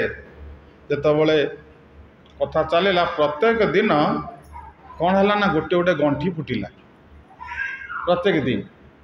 ଏମିତି 7 ଦିନ ଭାଗବତ କଥା ସରିଲା ବେଳକୁ 7ଟା ଗଣ୍ଠି ଫୁଟିଗଲା ଏବଂ ଦୁନ୍ଦୁକାରୀ ପ୍ରେତ ଜନିରୁ ମୁକ୍ତ ହୋଇଗଲା। ସମସ୍ତେ ଦେଖିଲେ ସେ ମୁକ୍ତ ହୋଇକି କିଭଳି ଭାବରେ ସେ ଉଚ୍ଚ ଲୋକକୁ ଗମନ କଲା। ଅନ୍ୟମାନେ ଯେଉଁ ବସିଥିଲେ, ଏତେ ଆରେଞ୍ଜ କଲେ, ଏତେ ଲୋକ ବସିଛନ୍ତି ନା, ଡୋନେସନ୍ ସବୁ ଦେଇଛନ୍ତି ଭାଗବତ କଥା ପାଇଁ। କିଏ ଲାଇଟ୍ ସାଉଣ୍ଡ, ଚେୟାର, ପ୍ରସାଦ ବିତରଣ, ସମସ୍ତେ ପଇସା ଦେଇଛନ୍ତି। ସମସ୍ତେ କହିଲେ, ଆରେ ଆମେ ତ ପଇସା ଦେଲେ, ଭାଗବତ କଥା ହେଲା, ଦୁନ୍ଦୁକାରୀ କ'ଣ ଏକୁଟିଆ ଉଦ୍ଧାର ହେଇଗଲା, ଆମେ ତ କାହିଁକି ଉଦ୍ଧାର ହେଲେନି? ତେଣୁ ଆମେ ଡୋନେସନ୍ ଦେଲୁ, ଆମେ ହତାଶ ହେଇଗଲୁ। ସବୁ ପ୍ରଶ୍ନ ପଚାରିଲେ। ତାପରେ ସେଠୁ ପୁଣି ଆଉ ଥରେ କ'ଣ ହେଲା ନା, ଆଉ ଗୋଟେ ଭାଗବତ କଥାର ଆରେଞ୍ଜ କରାହେଲା। ଆଉ ଗୋଟେ ଭାଗବତ କଥା ଆରେଞ୍ଜ କରାହେଲା। ସ୍ୱୟଂ ସାକ୍ଷାତ ଭଗବାନ ଏବଂ ତାଙ୍କର ପାର୍ଷଦମାନେ ସବୁ ବିମାନରେ ଆସିଗଲେ। ଯେତେ ଲୋକ ସେ କଥା ଶ୍ରବଣ କରୁଥିଲେ, ସମସ୍ତଙ୍କୁ କ'ଣ କଲେ, ବିମାନରେ ବସେଇ ଭଗବତ ଧାମକୁ ଫେରେଇ ନେଇଗଲେ। ଦେଖନ୍ତୁ, ଯେମିତି ଭଗବାନ ରାମ ଯେତେବେଳେ ତାଙ୍କର ସ୍ୱଧାମକୁ ପ୍ରତ୍ୟାବର୍ତ୍ତନ କଲେ, ସମସ୍ତଙ୍କୁ ନେଇଗଲେ। ତାଙ୍କର ଅଯୋଧ୍ୟାରେ ଯେତେ ଥିଲେ ସମସ୍ତଙ୍କୁ ସଙ୍ଗରେ ନେଇ ପଳେଇଲେ। ଇଏ ହେଉଛି ଭଗବାନଙ୍କର କରୁଣା ଅବତାର। ଭଗବାନ ଜୀବକୁ ଏତେ ଭଲ ପାଆନ୍ତି। ତେଣୁ ଯେଉଁ ଭାଗବତ କଥାରେ ଯେତେ ଜଣ ଥିଲେ, ଖାଲି ଲୋକଙ୍କର କଥା କୁହାଯାଉନି। ସେ ଗାଁରେ ଯେତେ ଗୃହପାଳିତ ପଶୁ, ଇଏ କୁକୁର, ଗାଈ ଯାହା ସବୁ ଥିଲେ, ସେ ଗାଁରେ ଯେତେ ଲୋକ ଥିଲେ, ସମସ୍ତଙ୍କୁ ସେ କ'ଣ କଲେ, ଭଗବାନଙ୍କ ପାର୍ଷଦ ନେଇକି ପଳେଇଲେ। ତେଣୁ ଭାଗବତ କଥା ହେଉଥିଲା, ଭଗବାନ ଶଙ୍ଖ ଫୁଙ୍କା ହେଲା, ଭଗବାନ ନିଜେ ଆବିର୍ଭାବ ହେଲେ। ତେଣୁ ଦେଖନ୍ତୁ, ଇଏ ହେଉଛି ସେଇ ଆଖ୍ୟାନ ଆମେ ଯେଉଁ ଆଜି ପାଠ କଲେ। ଏଇ ଆଖ୍ୟାନ ହେଉଛି ପରମ ପବିତ୍ର ଏ ଆଖ୍ୟାନ।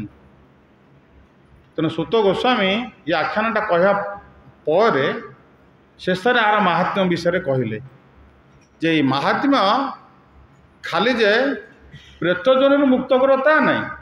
ଗୋଟେ ପ୍ରେତ ଯଦି ଭାଗବତ କଥା ଶ୍ରବଣ କରି ପ୍ରେତ ଜନିରୁ ଯଦି ସେ ମୁକ୍ତ ହେଲା, ଭଗବତ ଧାମ ଯାଇପାରିଲା, ଯେଉଁମାନେ ଶ୍ରଦ୍ଧାର ସହକାରେ ବସି ଶ୍ରବଣ କରୁଛନ୍ତି, ଆପଣମାନେ ସମସ୍ତେ ଭାଗବତ କଥା ଯେଉଁ ଶ୍ରବଣ କରୁଛନ୍ତି, ଆପଣମାନେ କୁଆଡ଼େ ଯିବେ? ସେ ଗାଁରେ କୁକୁର, ଗାଈ ଯେଉଁମାନେ ଥିଲେ, ସେମାନେ ବି ମାନେ ମୁକ୍ତ ହୋଇଗଲେ। ତେଣୁ ଆଜି ଯେଉଁମାନେ ଆମର ରାମ ମନ୍ଦିରର ପ୍ରାଙ୍ଗଣରେ ବସି ଭଗବାନଙ୍କର ବିଷୟରେ ଏହି ମାହାତ୍ମ୍ୟ ଶ୍ରବଣ କରୁଛନ୍ତି, ଏଥିରେ ଆଉ କିଛି ବୁଝିବାରେ କିଛି ସଂଶୟ ରହିଲା କି? ତେଣୁକରି ଆମମାନଙ୍କର କର୍ତ୍ତବ୍ୟ ହେଉଛି, ଆମମାନେ ସମସ୍ତେ ନିଷ୍ଠାପର ଭାବରେ ଏ ଆଖ୍ୟାନଟାକୁ ଯଦି ରେଗୁଲାର ପଢ଼ିବ, ଜଣେ ସ୍ମରଣ କରିବ, ସେ ମୁକ୍ତ ହୋଇଯିବ ବୋଲି ଏଥିରେ କୁହାହେଉଛି, ବର୍ଣ୍ଣନା କରାହେଉଛି। ତେଣୁ ଆମେମାନେ ଭକ୍ତିରେ ଯେଉଁ ଅଗ୍ରଗତି କରିବା, ଆମକୁ ପ୍ରଭୁପାଦ ମହାରାଜ କହିଛନ୍ତି, ଆମେ ମୁକ୍ତ ନହେଲେ ଆମେ ଭକ୍ତି କରିପାରିବାନି। ମୁକ୍ତ ଷ୍ଟେଜ୍ ଅଲଗା, ଭକ୍ତି ଷ୍ଟେଜ୍ ଅଲଗା। ଆମେ ଭୌତିକ ସ୍ଥିତିରୁ ନିଜକୁ ଯଦି ମୁକ୍ତ କରିପାରିବା, ଦେନ୍ ଆମେ ଭଗବାନଙ୍କର ଭକ୍ତି କରିପାରିବା। ଯିଏ ମୁକ୍ତ ନୁହଁ, ସେ ଭକ୍ତି କରିବ କେମିତି? ତେଣୁ ସେଥିପାଇଁ ବି ଗୃହ ଜଞ୍ଜାଳରୁ ବା ଏ ଭୌତିକ ବନ୍ଧନରୁ ଆମେ ମୁକ୍ତ ହେଲେ ଆମେ ଟିକେ ସମୟ ପାଇବା ଭଗବାନ ଭକ୍ତି କରିବାକୁ, ସମୟ ପାଇବା 16 ମାଳା ଜପ କରିବାକୁ, ସମୟ ପାଇବା ଭାଗବତ ପଢ଼ିବାକୁ। ଆମର ଯେଉଁମାନେ ଡେଲି ସାଧନା ଗ୍ରୁପରେ ସବୁ ପଠାଉଛନ୍ତି, ଦେଖିକି ଖୁସି ଲାଗୁଛି। ଆମର ଜ୍ୟୋତିରାଦିତ୍ୟ ପଠାଉଛି, ମୁଁ 16 ମାଳା ଜପ କଲି, ଘଣ୍ଟାଏ ପଢ଼ିଲି କି ଶୁଣିଲି ଘଣ୍ଟାଏ, ସେସବୁ ତାକୁ ପଠାଉଛି। ଆମର ବରଗଡ଼ରୁ ଜଣେ ସୁଶାନ୍ତ ସାହୁ ଅଛନ୍ତି, ଆମର ଜଣେ ଭକ୍ତ, सी पढ़ुं मु 25 माला जप करदेली तांकर से क्लिनिक अच्छी 2टा क्लिनिक मालिक सी देखो ता भितर से 25 माला जप कर दौरान 2 घंटा श्रवण कर दौरान अनेक भक्त सब पठाऊँ मुझे सबुदिन चेक करुँच से आमर जड़े डॉक्टर सुशांत सेठी थे जड़े असिस्टेंट प्रोफेसर सी कहते प्रभु मत समय मिलूनी मत समय मिलूनी 16 माला करने को ये कर सदा मत कहते मुझे दिने गाड़ी कली ता परदिन ठू सदा पठाऊँ मुझे एवं केमती है से भौतिक स्थित आम मुक्त हेले आम भक्ति करिपरिबा अनेक भक्त अनेक कहूँ आम भक्ति करूँ समय मिलूनी ढेर समय अच्छी आत्मार कल्याण पे समय ना आ क्या समय अच्छी ये शरीर समस्त पाखे समय अच्छी समयटा आम अपचय कर दौचे जदि मोबाइल धरी दौचे 2-3 घंटा 4 घंटा कड़े पलाऊे आम जापरूनी आम गाड़ी में गला देखुचु बसिला ठार भुवनेश्वर गला बेलू 4-5 घंटा मिनिमम लगुच लोक मैंने प्रथम मोबाइल धरती 5 घंटा पर भी मोबाइल धरती देखु 5 घंटा पर्यंत से माने मोबाइल यूज करते मूल्यवान समय से माने नष्ट कर दौरान आम मैंने बसिक टे भगवान का नाम जप कला बेलू से माने केवल मोबाइल रे आड़ू साड़ू देखी समय अपचय से भाव में आजिकल जुगे समस्ते अपचय कर आम जदि ये आख्यान शुणा संडे प्रोग्राम आसवा भगवान को ये प्रणाम नवेदन करवा ताले भगवान कृपारू आम यही सब बंधन आम कौन हवा टिके आमको मुक्त हवा मुक्त हेले आम जपटा सुरुखुरी हम आमर भागवत अध्ययन सुरुखुरी हम संडे प्रोग्राम आसवाटा सुरुखुरी हम आमको कौन सी प्रकार प्रतिबंधक आमको भक्ति करिबारे बाधा सृष्टि करिपारिबो नाही जदि आमे ये आख्यान गुटिक शुणा तेणु आमे जो आज आख्यान गुटा शुणिले निश्चित भाव में आम मानकर भक्ति दीर्घ आमको बहुत हेल्प करिबो एवं द्वितीय आमर जो पितृ लोक माने निश्चित भाव से तृप्ति हेबे कारण ये श्लोक से ही वर्णना कराई तेणु सुत गोस्वामी एक प्रथम सांडिल्य मुनि कही सनकादि ऋषि मानक एवं सनकादि ऋषि माने ये कथा को कहले नारद मुनि को एवं नारद मुनि ये कथा कहले क्या ना नारद मुनि ये कथाटा कहले सुत गोस्वामी आपको सौनकादि ऋषि मानक कही तेणु व्यासदेव एक कथा को कहले सुखदेव गोस्वामी कहला बेले सुत गोस्वामी शुणिले परीक्षित को एवं सुत गोस्वामी जिते नमिषारण्य रे भगवान जीवार केते वर्ष ना पाखापाखि 230 वर्ष पर कारण सुत गोस्वामी जो कहले सुत गोस्वामी प्रथमे भागवत सुखदेव गोस्वामी जो कहले भागवतम भगवान जीवार बोधे 30 वर्ष पर तापर 200 वर्ष पर गोकर्ण उपाख्यान है तापर पुणी 30 वर्ष पर सौनकादि ऋषि मानक नमिषारण्य रे सुत गोस्वामी एक कथाटा कही तेणु ये भाव में ये जो भागवत परंपरा आसी आम पाखे पहुँचीगला बुझे ना तो कही दिंतु ये डीजीटा चल जेनेटर चल दब गल टे कहीद कि जेनेटर चल रोसे जो रोसे पिलाटा नहीं कही दियो तेणु ये भाव में ये जो भागवत परंपरा आसी आम पाखे पहुँची तेणु यही सब श्लोक शेष में कहुच्छी ये जो आख्यान विषय महात्म्यटा कि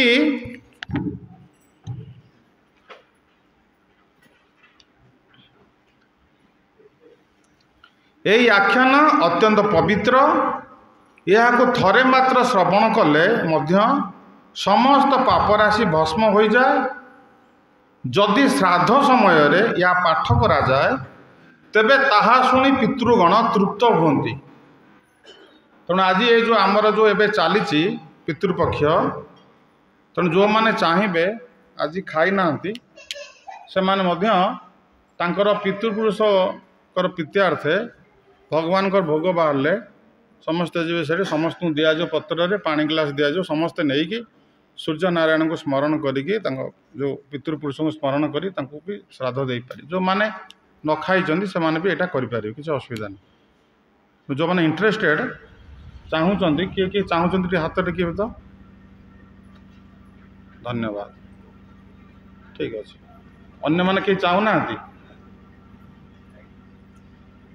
जो मैंने चाहिए किसी ना समस्ते जीवे एवं सरला भगवान भोग बाहर जीवे तापर बाहर समस्त पत्र देखेबे समस्त दिज्व बाहर दे प्रणाम करेंगे पितृपुरुषंर प्रीत्यार्थ आम यहाँ दे पाइले तेणु जो आम जो पूर्व जो श्लोकटी आलोचना करुले जड़े वैष्णव हेले से समस्त कल्याण कर तेणु भक्त नहले से निजर तो कल्याण करें से आहार कर आम देखिले कि भाव में गोकर्ण आज गोकर्ण ही तांकर पितांकर मंगल कले पिता तो ताकर पलई थे किंतु से तांकर भाई दुंदुकारी की से मुक्त करदे प्रेत जोनि तेणु आम मैंने जो भगवान भक्ति करुचे आ द्वारा आम समस्त आमर निजर मंगल करवा पितामाता मंगल करवा प्रहलाद को हिरण्यकशिपु कौन नृसिंहदेव कहले हे प्रहलाद तोर पिता कूल कौन माता कूल भी तू उद्धार कर तेणु जड़े भगवान वैष्णव हेले बा विष्णुकर भक्त हेले से तार माँ कूल को उद्धार कर एवं बापांकर कूल को उद्धार कर अजा आई तांकर पिता मामू माई अजा आई ठू आरंभ कर जेजे जेजे बापा तांकर बापा तांकर बापा तांकर समस्त से मंगल कर तेणु प्रत्येक व्यक्ति को भगवान विष्णुकर भक्त होबाकू पड़िबो जदि भगवान विष्णुकर भक्त हवा ताहले आमे समस्त कौन करिपरिबा समस्त मंगल करिपरिबा जदि भगवान विष्णुकर जदि भक्त न हवा आमे कहार भी मंगल करिपरिबा तेणु ये आख्यान रु आमे ये कथा आज समस्ते शुणिले तेणुक आम मैंने समस्ते एप्रति ध्यान देवा दरकार आ ये आख्यान जो आम आज आलोचना कले ये आख्यानटी जो दिन जे जा घरे श्राद्ध देवे से श्राद्ध दिवस ये आख्यानटी से अन्य मानक बसी शुणेबे तापर पिंड देवे ताहले पितृलोक माने कौन हे ए तृप्ति हेबे एवं शेष से मुक्त हो तेणु यही उपाय आम आज आख्यान पाठ कले एवं आज आम विशेष कार्यक्रम रही जो माने दीक्षा नेबे से आज गोटे मीटिंग अच्छी कारण आमर दीक्षा उत्सव राधाकुंड होची तेणु जो माने प्राय 30-35 जन सब ना देइचंती फॉर्म फिलअप भी करिसंती तेणु से आज आम से दीक्षा संबंध में प्रसाद पाई सारा पर आम आलोचना हम तेणु आज आम क्लास को यही शेष करवा एवं आमर साधु जीवन प्रभु आसती तेणु आज आम तापर कीर्तन किस समय करवा पितृपुरुषंकर प्रीति उद्देश्य कथा श्रवण करवा एवं नाम कीर्तन भी श्रवण करवा जहाँफल कि आम मैंने जो उपस्थित अच्छे आमर पितृलोकर पितृपुरुष मानकर यही भाव में आम मंगल कर आम पढ़िले ये सब कार्य न करिकी केवल जदि पिंड दि जाए से पितृपुरुष माने मुक्त हो पारे ना श्रीमद भागवतम कथा एटा कि मन कथा कहूना तेणु जो मैंने केवल जहाँ कहुच्ची जस्यात्मा बुद्धि कुणपे तिधा तुके शोधि कलत्रादिशु भय मईजि जतीर्थ सलिले न कही जनेशु अभिज्ञसु सहब गोखर ये भागवतम श्लोक एतिर कहुच्च आम तीर्थ पर्यटन करने जाऊे तीर्थरे बास करुवा सन्थ लोक मान मुखर आम भगवान विषय से तीर्थ महात्म विषय श्रवण करूने आम जलरे स्नान करके आम भाविले आम मुक्त हो गले ये भावना जार अच्छी जलरे गाधे मुक्त हो गला जो भावना धामर महात्म्य भगवत महात्म्य साधु मुखर न शुणिकी से कहुच्ची गाइबा गध ठारू कौन गुण से व्यक्ति उन्नत नुह तेणु भगवान विषय श्रवण कीर्तन केते गुरुत्व आम ये बुझीपारे तो नाम कीर्तन आउ गुण कीर्तन तो समस्त को ए विषय भल भाव अवगत होगा पड़ो एवं आम ये भक्ति जीवन में आम अग्रगति करने कि भक्तिर जो 64 अंग अच्छी प्रथम स्टार्टिंग अंगटा हूँ कौन सद्गुरु पाद आश्रय करवा तेणु जो मैंने अलरेडी दीक्षा ग्रहण कर सारे आउ जो मैंने करने को एवं फॉर्म फिलअप कर आगामी दिन जो मैंने करेंगे से बहुत बड़ प्रेरणा किभଳି भाବରେ ଆମେ ଭକ୍ତିମୟ ଜୀବନଟାକୁ ସଫଳ କରିବା, ଭଗବାନଙ୍କୁ ଭଲ ପାଇବା, ଭଗବାନଙ୍କ ସେବାରେ ନିଜର ଜୀବନଟାକୁ ଉତ୍ସର୍ଗ କରିବା ପାଇଁ ପ୍ରୟାସ କରିବା, ତାହେଲେ ଆମେ ସମସ୍ତଙ୍କ ପାଇଁ ମଙ୍ଗଳ କରିପାରିବା। ଏବେ ଆମେ ସମସ୍ତେ କୀର୍ତ୍ତନ କରିବା। ତ କୀର୍ତ୍ତନ କରିସାରିଲା ପରେ ଭୋଗ ଉଠିବ, ଆଉ ଶ୍ରାଦ୍ଧ ଯେଉଁମାନେ ଚାହିଁବେ ଆସିବେ ସେମାନେ ଦେଇସାରିବେ, ତାପରେ ସମସ୍ତେ ଆମେ ପ୍ରସାଦ ପାଇବା। ଆଉ କିଛି ବି ଘୋଷଣା ଅଛି?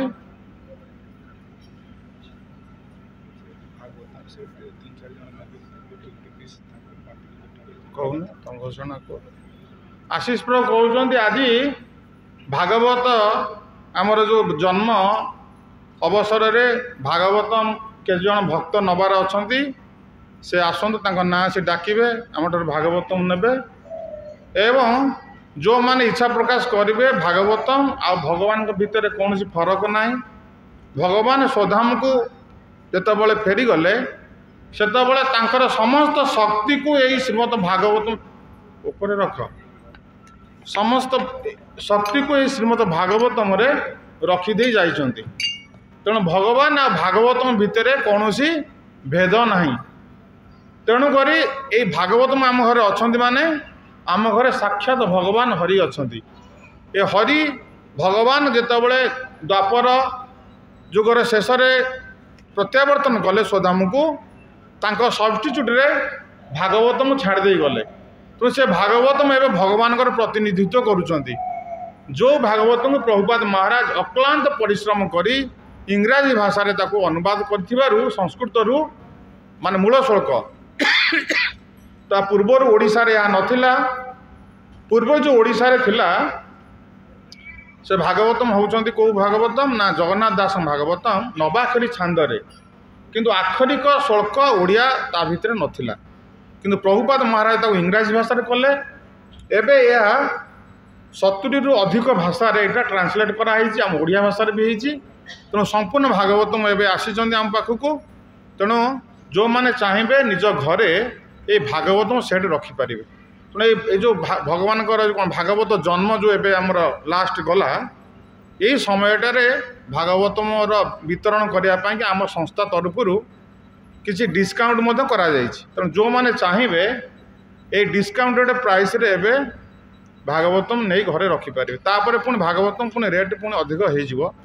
ତେଣୁ ଏଇ ଅବସରରେ ଆମର ଆଶିଷ ପ୍ରଭୁ କାହାକୁ କାହାକୁ ସବୁ କହିଛନ୍ତି ତାଙ୍କ ନାଁ ଡାକିବେ, ସେମାନେ କୃପା କରି ଆସି ତାଙ୍କର ଶ୍ରୀମଦ ଭାଗବତମ ସେଟ୍ଟି ନେଇଯାଆନ୍ତୁ। ହରେ କୃଷ୍ଣ। ଆଉ କାହିଁ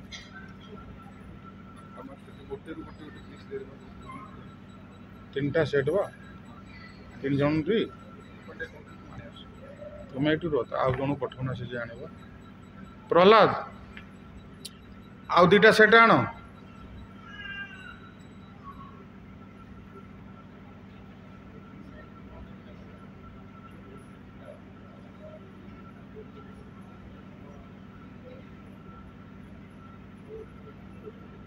ଓଡ଼ିଆ ସେଟ୍ ଠିକ୍ ଅଛି।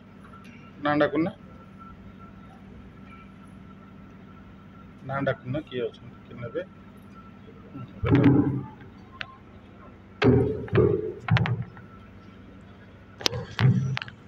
ହରେ କୃଷ୍ଣ। ତ ଯେମିତି ଆଜିର କଥାରେ ଆମ ପ୍ରଭୁ କହିଲେ କି ଭାଗବତ ଶୁଣିକି କେମିତି ଦୁନ୍ଦୁଦୁଳିର ମାନେ ଗୋକର୍ଣ୍ଣ ଠାରୁ କଥା ଶୁଣିକି ଭାଗବତ ଶୁଣିକି ତାଙ୍କର ମୋକ୍ଷ ପ୍ରାପ୍ତି ହେଲା। ତ ସେଇ ହିସାବରେ ଏ ଭାଗବତର ବହୁତ ମହାତ୍ମ୍ୟ ଅଛି। ଆଉ ଏବେ ଭାଦ୍ର ପୂର୍ଣ୍ଣିମା ଚାଲିଛି। ତ এই ସମୟରେ ଆମର ସଂସ୍ଥା ତରଫରୁ এই ଭାଗବତମଟା ଡିସ୍କାଉଣ୍ଟେଡ଼ ପ୍ରାଇସ୍ରେ ଦିଆହେଉଛି। ହିନ୍ଦୀ, ଇଂଲିଶ, ଓଡ଼ିଆ ସବୁ ଭାଷାରେ ଏଇଟା ଆଭେଲେବଲ୍ ଅଛି ଏବେ ଆମ ପାଖରେ। ତ ଗତ ସପ୍ତାହରେ 8-10 ଜଣ ଭକ୍ତମାନେ ଆମଠାରୁ ନେଇଥିଲେ। ଆଉ କିଛି ଭକ୍ତ ତାପରେ ଯୋଗାଯୋଗ କରିଥିଲେ। ତ ତାଙ୍କୁ ମୁଁ କହିବି ସେମାନେ ଆସିବେ ଆଉ ପ୍ରଭୁଙ୍କ ଠାରୁ ସେମାନେ ଭାଗବତ ନେବେ। ପ୍ରଥମ ହେଉଛନ୍ତି ଆମର ଅଜୟ ସାହୁ ପ୍ରଭୁ। ଅଜୟ ସାହୁ ପ୍ରଭୁ ଅଛନ୍ତି, ସେ ଗୋଟେ ଭାଗବତ ସେ ଓଡ଼ିଆର ନେବେ। ସମସ୍ତେ ହରିବୋଲ କହିକି କହିବେ ହରିବୋଲ।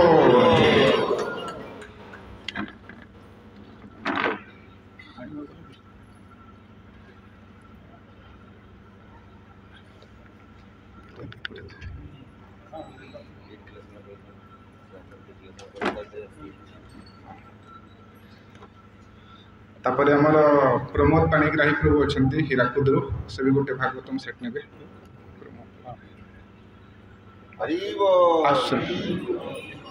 ତା ସହିତ ଆମର ସୁଶାନ୍ତ ଡାକୁଆ ପ୍ରଭୁ ଅଛନ୍ତି, ଏମାନେ ସବୁ ହିଣ୍ଡାଲକୋରେ ଏବେ ଜବ୍ କରୁଛନ୍ତି। ତା ସହିତ ମନ୍ଦିର ସହିତ ଯୋଡ଼ିକି ପ୍ରତିଦିନ 16 ମାଳା ଜପ, ଏକାଦଶୀ ବ୍ରତ, ଆମର ଅନଲାଇନ୍ ଚେଣ୍ଟିଂ ସକାଳେ ଉଠିକି ସବୁଦିନ ଜଏନ୍ କରୁଛନ୍ତି। ଆଉ ହିଣ୍ଡାଲକୋ ହୀରାକୁଦରେ ଯେତେ ପ୍ରଚାର ପ୍ରସାର ହେଉଛି ସେଥିରେ ପ୍ରମୋଦ ପ୍ରଭୁ ଆଉ ସୁଶାନ୍ତ ପ୍ରଭୁ ବହୁତ ସାହାଯ୍ୟ କରୁଛନ୍ତି। ତାଙ୍କ ସହିତ ବିଜୟ ସଖା ପ୍ରଭୁ ମିଶିକି ଏଇ ପ୍ରୋଗ୍ରାମ୍ ସବୁ ଏବେ ହିଣ୍ଡାଲକୋରେ ଆମର ଚାଲିଛି, ଯେହେତୁ ଆମର କେତେ ଭକ୍ତମାନେ ଏବେ ହୀରାକୁଦରୁ ବି ମନ୍ଦିର ସହିତ ଯୋଡ଼ି ହେଲେଣି। ଆଉ ତାପରେ ଅଛନ୍ତି ଆମର ସୋନୁ ୟାଦବ ପ୍ରଭୁ ଅଛନ୍ତି, ଆଉ ତାଙ୍କର ଗୋଟେ ଦୁଇଟା ସାଙ୍ଗ। ଦେଖନ୍ତୁ ଏମାନେ ଛୋଟ ଛୋଟ ପିଲା ଏଠି ପାଠ ପଢ଼ୁଛନ୍ତି, କିନ୍ତୁ 3ଟା ପିଲା ମିଶିକି ଗୋଟେ ଭାଗବତମ ସେଟ୍ ନେଉଛନ୍ତି। ସୋନୁ ପ୍ରଭୁ ଆଜି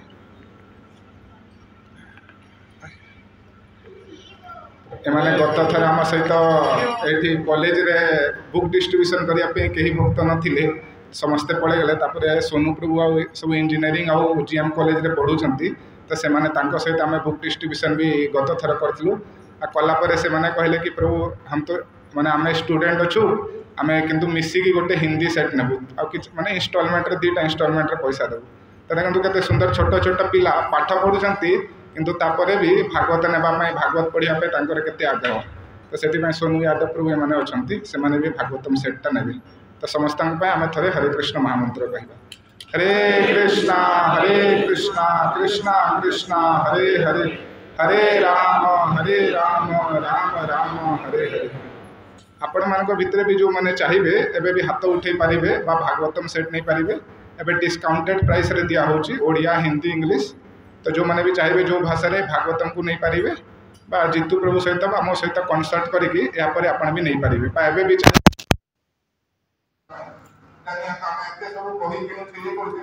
ଗୋଟେ ଭାଗବତମ ଯଦି ରହିବା, ଯେମିତି ପ୍ରଭୁ କହିଲେ ଭଗବାନ ତାଙ୍କର ସ୍ୱର୍ଣ୍ଣକୁ ଫେରିଲା ପରେ ଧର୍ମଟା ଭାଗବତକୁ ଆସିଦେଲା।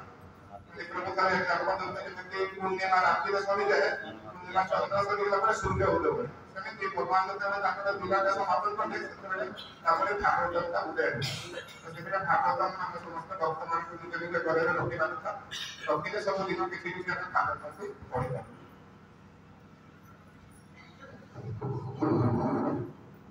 ଭାଗବତମର ମାର୍ଗ ବିଷୟରେ ବହୁତ କଥା କହିଛନ୍ତି। ଶ୍ରୀମଦ୍ ଭାଗବତମରେ ଆମେ ଦେଖିବା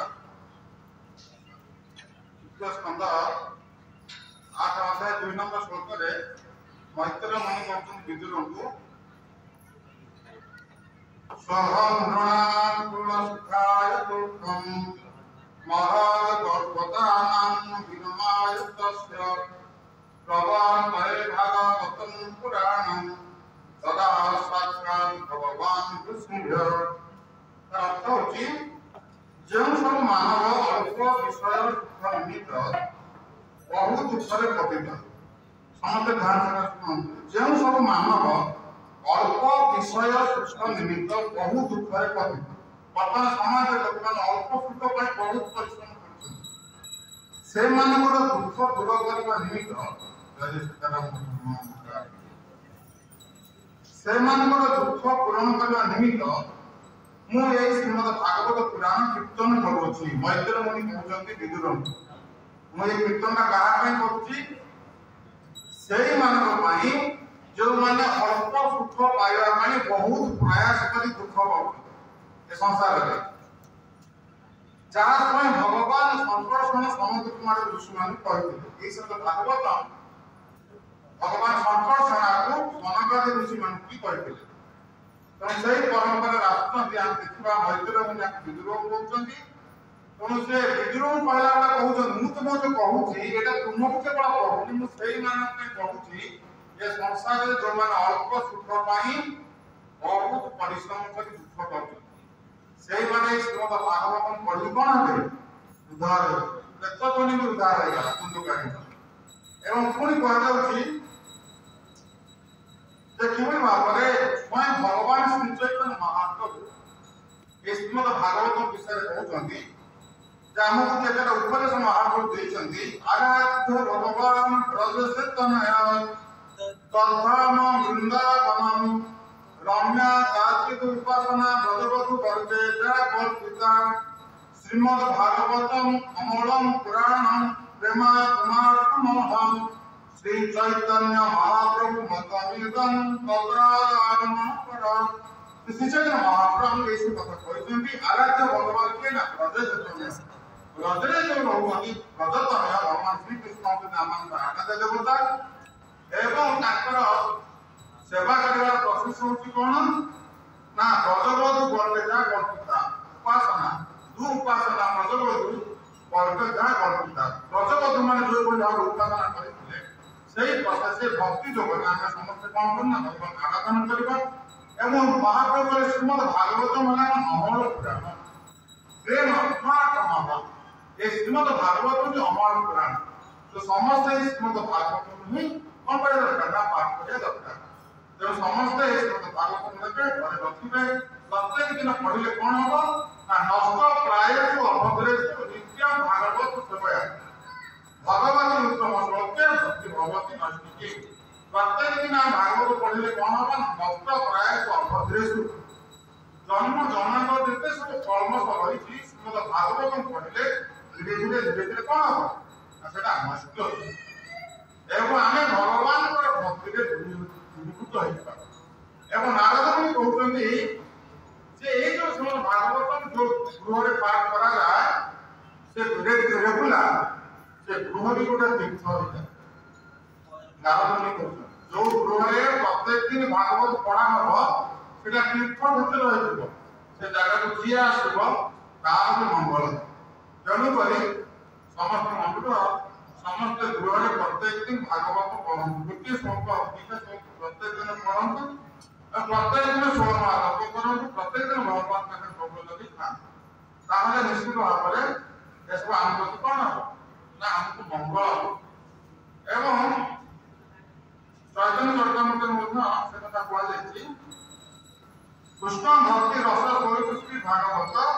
ताते वेद शास्त्र होते परम महत्व कारण सर्व वेदांत सारम ही श्रीमद भागवतम इष्यते तदसंगत कृत्यस्य नान्यस्य प्रतिकोटि पार स्कंद रे शेष स्कंद रे 13 अध्याय 15 नंबर श्लोक रे कथा कहुई जे कृष्ण सेवा करबा द्वारा जो रस मिलता से संप्रदाय प्रत्येक समाज भागवत माने देखा तो श्रीमद भागवत अन्य समस्त वैदिक शास्त्र प्रतिष्ठा सरस्वती ठाकुर प्रभुपाद कहे जदि पृथ्वीर लाइब्रेरी रु सब बही भागवत नथिले आमे भाबिबा किछि नाही ता किंतु भागवत में आ कोई बही नथिबो आ भाग्य संघर्ष ताकि ए श्रीमद भागवतम केते महत्व रही कौन तो महात्मा रही श्रीमद भागवत पढ़ना आशीर्वाद कहवा कि बुझी पाए तो समस्त कर्तव्य श्रीमद भागवत भगवान प्रतिनिधित्व करते बर्तमान तो समस्त गृह भागवत बता दरकार बर्तमान आप मिसी भगवान सामना केमती बुली जा आ कीर्तन कर बर्तमान आ सुशांत प्रभु आसिले से गोटे सेट नेबे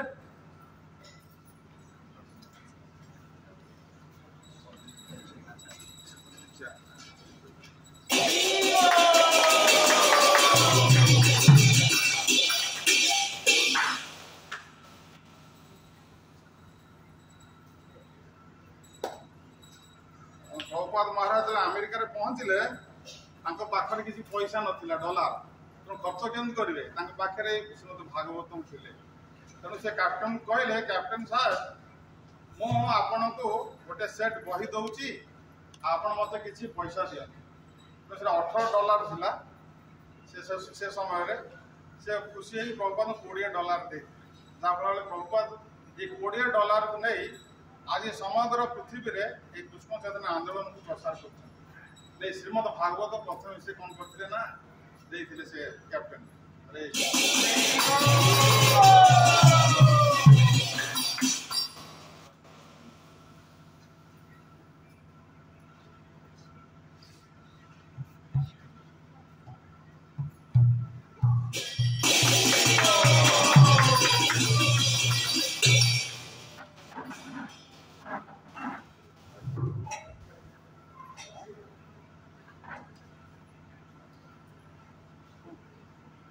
छोट घोषणा रही प्रसाद पाई समस्त दीक्षा ने ଆମର ମହାପ୍ରଭୁ ପରେ ସମସ୍ତେ ଅଫିସ ରୁମ୍ ସେଠି ଆମେ ପାଇଁ କିଛି ସମୟ କ୍ଲାସ୍ ବ୍ୟବସ୍ଥା କରୁଛୁ ଏବଂ ଆଜି ଆମମାନଙ୍କ ପାଇଁ जो प्रसाद व्यवस्था କରିଛନ୍ତି ତାଙ୍କର ଏହି ପିତୃପକ୍ଷ ଶ୍ରାଦ୍ଧ ଉପଲକ୍ଷେ ତାଙ୍କର ପିତୃପୁରୁଷମାନଙ୍କ ବିଦ୍ୟା ଉଦ୍ଦେଶ୍ୟରେ କିଛି ଦେଇଛନ୍ତି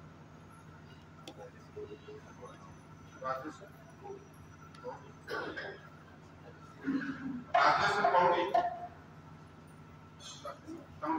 ସେମାନେ ଆସନ୍ତୁ ରାଜେଶ କୌଡ଼ି ସେ ତାଙ୍କର ପିତୃପୁରୁଷଙ୍କ ବିଦ୍ୟାର୍ଥେ ସେ ଆଜି ଆମକୁ ଦେଇଛନ୍ତି ଏବଂ प्रसाद व्यवस्था କରିଛନ୍ତି